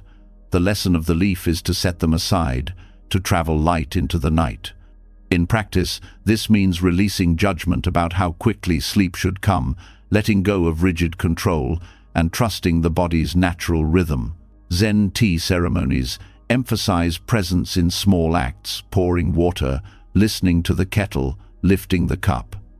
Each step teaches that peace is not found in grand solutions, but in surrendering to the present moment. The leaf floating shows that rest is built not through effort, but through alignment with what is. Science supports this too. Mindfulness practices before bed reduce rumination, calm the nervous system, and improve sleep quality. Mindfulness is nothing more than the floating of the mind upon the present, free from the pull of past or future. There is another parable of a traveler who came to a tea house, restless from his long journey. The master served him tea but filled the cup until it overflowed. "Why do you pour so much?" the traveler asked. The master replied, "Your mind is like this cup too full, it cannot rest. Empty it, and like the leaf, it will float." This story shows that surrender requires emptiness. Only when we release what overfills us can restfulness appear. Biology again reflects this wisdom. Stress hormones like cortisol keep the body alert, heavy with tension. Techniques that encourage surrender, slow breathing, progressive relaxation, or gentle visualization lower cortisol and increase melatonin. This creates the lightness necessary for sleep, like the tea leaf freed of weight. Restlessness is not a sign of failure, but of excess weight. Surrender is the act of setting it down. The leaf also teaches balance. It does not cling to the edge of the cup, nor does it dive to the bottom. It finds equilibrium naturally at the surface. Our rest too depends on balance between doing and being, effort and release. Many resist rest because they swing between extremes, overexertion by day, anxiety by night. But the leaf reminds us that balance is found not in extremes, but in gentle surrender to the middle path. In Zen practice, the tea leaf is sometimes used as a meditation object. Practitioners watch its movement, noticing how it responds to ripples yet always returns to stillness. This mirrors the way the mind can drift, but return when surrendered. It teaches resilience through softness, not rigidity. The body, too, follows this principle. Heart rate variability improves when stress is reduced, reflecting resilience. This is the biological equivalent of the leaf's steady floating. A folk tale speaks of a master who told his students, "A stone sinks because it resists the water. A leaf floats because it surrenders. Which will you be?" This echoes the truth that control often weighs us down, while trust frees us. In rest, control manifests as forcing sleep, calculating hours, or battling thoughts. These sink the spirit. But when we surrender, accepting wakefulness without fear, releasing judgment, sleep comes naturally. The tea leaf also reminds us of gentleness. Its strength lies not in rigidity but in softness. Compassion toward oneself is part of this gentleness. Those who scold themselves for not sleeping only tighten the weight. But treating oneself with kindness, acknowledging the effort of the day, forgiving imperfections, creates the softness needed to float. Studies confirm that self-compassion reduces insomnia and increases relaxation, proving once again that gentleness sustains us more than force. There is another teaching hidden in the ceremony: the water itself. The leaf floats not because of its own effort, but because the water supports it. Similarly, rest does not come solely from personal strength, but from trust in being held by the bed, by breath, by life itself. This perspective shifts the burden. You do not need to make sleep happen, you only need to allow yourself to be held. The leaf does not fear sinking because the water is always there. In practice, this teaching can be embodied by visualization. As you prepare for rest, picture yourself as a leaf on still water, carried without effort. Feel the support beneath you, the release of weight, the surrender into trust. This imagery trains the mind to let go, to shift from control to acceptance. Over time, the association deepens, and rest becomes lighter, freer, like the floating of the leaf. And so, the tea leaf that floated without sinking shows us that rest is not the product of force but of surrender. It teaches that weight is what pulls us down, and letting go is what allows us to float. It reminds us that gentleness is stronger than rigidity, that trust is more healing than control, and that the present moment, when surrendered to fully, becomes a surface that carries us. Each night, when restlessness rises, the choice is before us, to be the stone that sinks or the leaf that floats. To choose the leaf is to surrender, and in surrender to find peace. The tea leaf that floated without sinking reminded us that surrender carries us when effort would only drag us down, that peace arrives when we learn to trust the surface that holds us. Yet surrender is not only stillness, it can also be expressed through sound. In temples and mountains, monks once crafted wooden flutes, simple instruments carved from bamboo or hollowed branches. These flutes were not made for performance or display, but for release. The music they carried was like a hidden lullaby, a sound born from emptiness that soothed restless minds and guided weary hearts into serenity. To listen to such a flute was to feel tension dissolve, as if the breath of the monk had been transformed into a song of calm, carried through the night. The flute itself teaches a profound lesson. Unlike drums or strings that rely on striking or pulling, the flute produces sound only when breath is surrendered into it. The monk's exhale becomes melody, a reminder that peace is born from letting go. The empty hollow of the flute is what allows the note to exist. This echoes the teaching of emptiness in Buddhism. It is not nothingness but the openness that makes everything possible. The lullaby hidden in the flute is proof that release, not control, creates beauty. There is a story from Japan of a wandering monk who carried nothing but a wooden flute. Villagers asked why he played it each night before sleep. He replied, "My heart is restless, and when I breathe through the flute, my worries leave with the sound. When silence returns, I am light enough to rest." His music was not for others but for himself, a way to transform inner weight into sound that vanished into the air. This practice reveals that expression is sometimes necessary for surrender. Holding pain inside keeps the heart heavy, but releasing it, whether through words, breath, or music, frees the spirit for rest. Science supports this ancient wisdom. Studies on music therapy show that wind instruments, especially flutes, have profound calming effects. The act of controlled exhalation regulates the nervous system, stimulating the vagus nerve, slowing heart rate, and easing anxiety. The listener, too, benefits, as the soft tones reduce cortisol and promote alpha brainwaves associated with relaxation. In both player and listener, the flute becomes a channel of release, turning breath into healing. The wooden flute also reflects impermanence. Each note exists only for a moment, fading quickly into silence. This transience is its beauty. In rest, the same truth applies. Sleep is not permanent but cyclical. Dreams come and go, and nothing remains fixed. To accept this is to let go of the fear of holding on. The lullaby of the flute teaches us to cherish the fleeting sound and then release it, just as we cherish the moment before drifting into sleep. Another tale tells of a monk who carved a flute from bamboo struck by lightning. He believed the scarred wood carried resilience. When he played it, the sound was low and haunting, yet villagers said it calmed their fears. The lesson was that even brokenness can be shaped into serenity.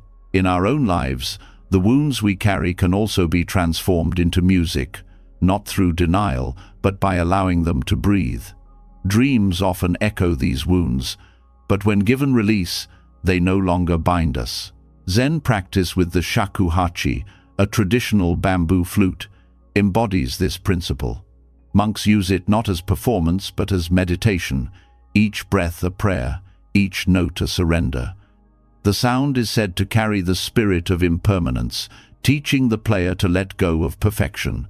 In this way, the hidden lullaby is not about melody but about presence. The flute becomes a mirror of the breath, reminding both monk and listener that peace lies in the exhale, in the willingness to release. From a therapeutic perspective, breath-based practices combined with sound deepen relaxation. Humming, chanting, or flute playing creates vibrations that calm the body.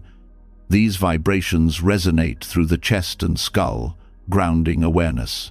The flute, being hollow, amplifies these vibrations, just as our bodies amplify emotion. By expressing through sound, monks discovered a way to cleanse the inner echo chamber, making space for silence. The lullaby hidden in the flute also carries the lesson of simplicity. Made from wood or bamboo, it requires no ornament, no decoration. Its beauty lies in its emptiness. In rest, the same principle applies. Peace is not found in complexity, but in simplicity. A cluttered mind cannot rest, but a mind simplified by surrender can. The flute teaches us to pare down, to focus on the essential, to let go of excess. There is a folk account of a village that invited a monk each year to play his flute at harvest time. The people believed his music called blessings. When asked why the flute had such power, the monk said, "It is not the flute, but the breath it carries. And the breath is not mine, but the wind's. I only lend it passage." This humility reflects a universal truth. We are vessels, not owners, of life. Rest deepens when we stop trying to control every detail and instead allow life to flow through us. In practice, one can adopt the spirit of the wooden flute without playing an instrument. Breathing slowly and audibly, sighing with release, or even humming gently before bed replicates the effect. These acts transform the breath into sound, carrying weight outward. Visualizing the body as a flute, hollow and open, can also help. In this image, every exhale becomes music, every release a lullaby to the self. And so, the hidden lullaby in a wooden flute teaches us that serenity arises from release, that beauty comes not from clinging but from allowing emptiness to carry breath into sound. It shows us that even wounds can become instruments of healing, that impermanence is not loss but music, and that rest is possible when we turn our inner weight into melody and let it drift into silence. Each night, whether through literal sound or quiet breath, we too can create our own lullaby, guiding us into sleep as gently as a flute, guiding air into song. The hidden lullaby in a wooden flute revealed how release becomes music, how breath turned into sound can calm even the most restless spirit. But when the song fades, silence often fills again with thoughts, endless footsteps of the mind crossing back and forth, echoing as though they will never stop. In Buddhist parables, these footsteps are likened to travelers passing over an old bridge. The bridge does not cling to them, nor does it resist. It simply allows them to cross, and then returns to stillness. This image teaches us how to ease our attachment to intrusive thoughts, to hear them as footsteps passing, rather than as truths that must remain. The old bridge stands as a witness to countless journeys. Day after day, villagers, pilgrims, and animals walk across it. Each step creates a sound, and then it fades into distance. The bridge never tries to hold on to the traveler's weight, nor does it mourn their departure. It simply endures, steady and silent. Thoughts, too, are like footsteps. They arise, make noise in the mind, and fade if allowed. The trouble begins only when we cling, when we try to chase or capture them, as though every sound must be ours to keep. There is a story of a monk who meditated beside an ancient bridge. He found himself distracted by the sound of travelers' feet echoing on the wooden planks.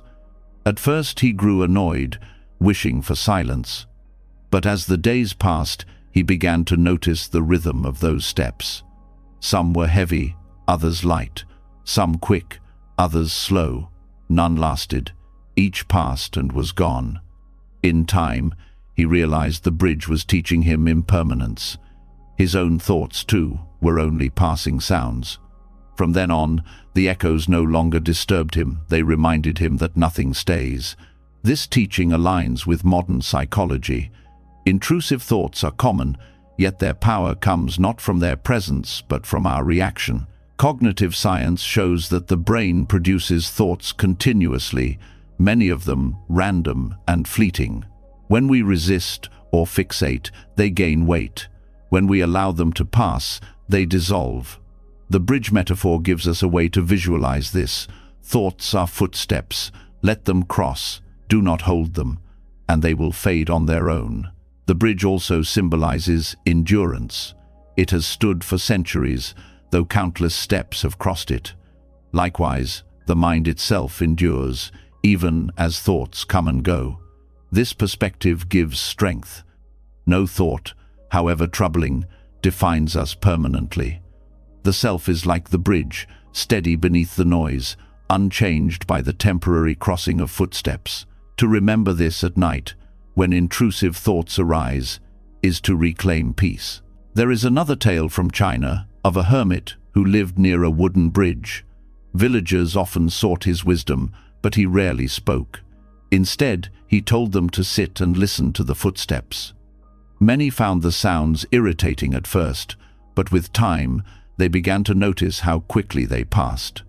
The hermit explained, "Your mind is the bridge, your worries are the footsteps. If you listen long enough, you will see that none of them stay." This practice turned distraction into meditation. Science confirms the calming effect of this perspective. Studies on mindfulness show that observing thoughts without judgment reduces anxiety and improves sleep quality.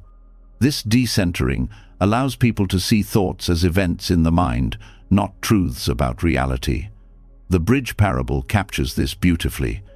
Just as the monk realized the footsteps were not his own burden, we too can learn that thoughts need not be carried into the night. The parable also highlights variety. No two footsteps sound the same, just as no two thoughts are identical. Some are loud, demanding attention, while others are soft and barely heard. This variety teaches us not to judge or categorize, but simply to witness. At night, intrusive thoughts often seem repetitive, but they too vary and fade when not clung to. Observing their impermanence, rather than wrestling with them, transforms the experience of rest. There is symbolic wisdom in the bridge's age. Weathered by storms, sun, and countless steps, it endures with grace. In the same way, the mind grows resilient through practice. Each time we allow thoughts to pass without attachment, we strengthen our capacity for peace. Over years, this resilience becomes like the old bridge, steady, no matter how many footsteps cross. Another story tells of a child who feared the sound of footsteps on the bridge at night. He thought ghosts were walking. His teacher brought him to the bridge and said, "Wait." Soon travelers appeared, crossed, and vanished. The teacher said, "See, the sounds were only passing." The child learned that fear itself was only an echo of imagination. This applies directly to intrusive thoughts. They often feel haunting, but when observed calmly, they prove to be only passing echoes. From a physiological standpoint, intrusive thoughts often arise when the brain is overactive, especially in the default mode network. Mindfulness and acceptance practices quiet this activity, allowing the body to relax into sleep. Visualizing thoughts as footsteps crossing a bridge helps redirect attention from content to process, creating the detachment necessary for rest. The bridge also teaches humility. It does not demand recognition for carrying countless travelers. It simply does its work. Similarly, we need not assign meaning to every thought. Many are simply noise, passing across the bridge of the mind. To give them more significance than they deserve is to burden ourselves unnecessarily. Letting them pass with humility creates freedom. There is a deeper spiritual lesson as well. In Buddhism, impermanence is not cause for despair, but liberation. Knowing that all things pass allows us to release attachment. The bridge parable reminds us that clinging to thoughts is like trying to hold footsteps on wood. It is impossible. Freedom comes when we accept their passing. In practice, this can be applied before sleep. When intrusive thoughts rise, one can picture them as footsteps on a bridge, each sound fading into distance. The mind is the bridge, steady beneath them. Over time, this visualization conditions the nervous system to associate thoughts with impermanence, reducing their emotional impact. This allows the body to descend naturally into rest. And so, the old bridge and the passing footsteps teach us that restlessness comes not from thoughts themselves, but from our attempt to hold them. To listen without clinging, to observe without judgment, is to free ourselves. The bridge does not collapse under footsteps, neither must we. Each night becomes an opportunity to let thoughts cross and fade, to rest as the bridge does, steady, patient, and untouched by the noise above. As our journey through these 3 hours of calming Buddhist stories draws to a close, take a moment to notice how far you've traveled, from the still pond that taught you to let the mind settle, to the bamboo that showed the strength of release, to the empty bowl that reminded you to receive rest without struggle. You walked beneath the moon that watched the Buddha, listened to the monastery bell at dusk, and learned from the candle's final flame. You found patience in a pillow, trust in a sparrow, and courage in the leap of the celestial carp. You sat with the hermit in the echoing cave, rested on the woven mat of compassion, breathed with Avalokiteshvara, and floated as lightly as a tea leaf. You heard the hidden lullaby of a wooden flute, felt the impermanence of footsteps on an old bridge, and through it all discovered that sleep is not simply silence, but a path of healing, wisdom, and renewal. Each parable has been a lantern, guiding you closer to the kind of rest that heals from within, the rest that transforms not only the night, but the day that follows. If any of these stories touched you, I would love to hear your reflections. Share in the comments which teaching spoke most deeply to your heart, so that others may be inspired by your experience. And if you wish to continue walking this path of wisdom and calm, make sure you subscribe to the channel. That way, you won't miss the next journey into stories that heal, inspire, and carry you gently toward peace. May your nights be serene, your dreams light, and your heart always open to rest.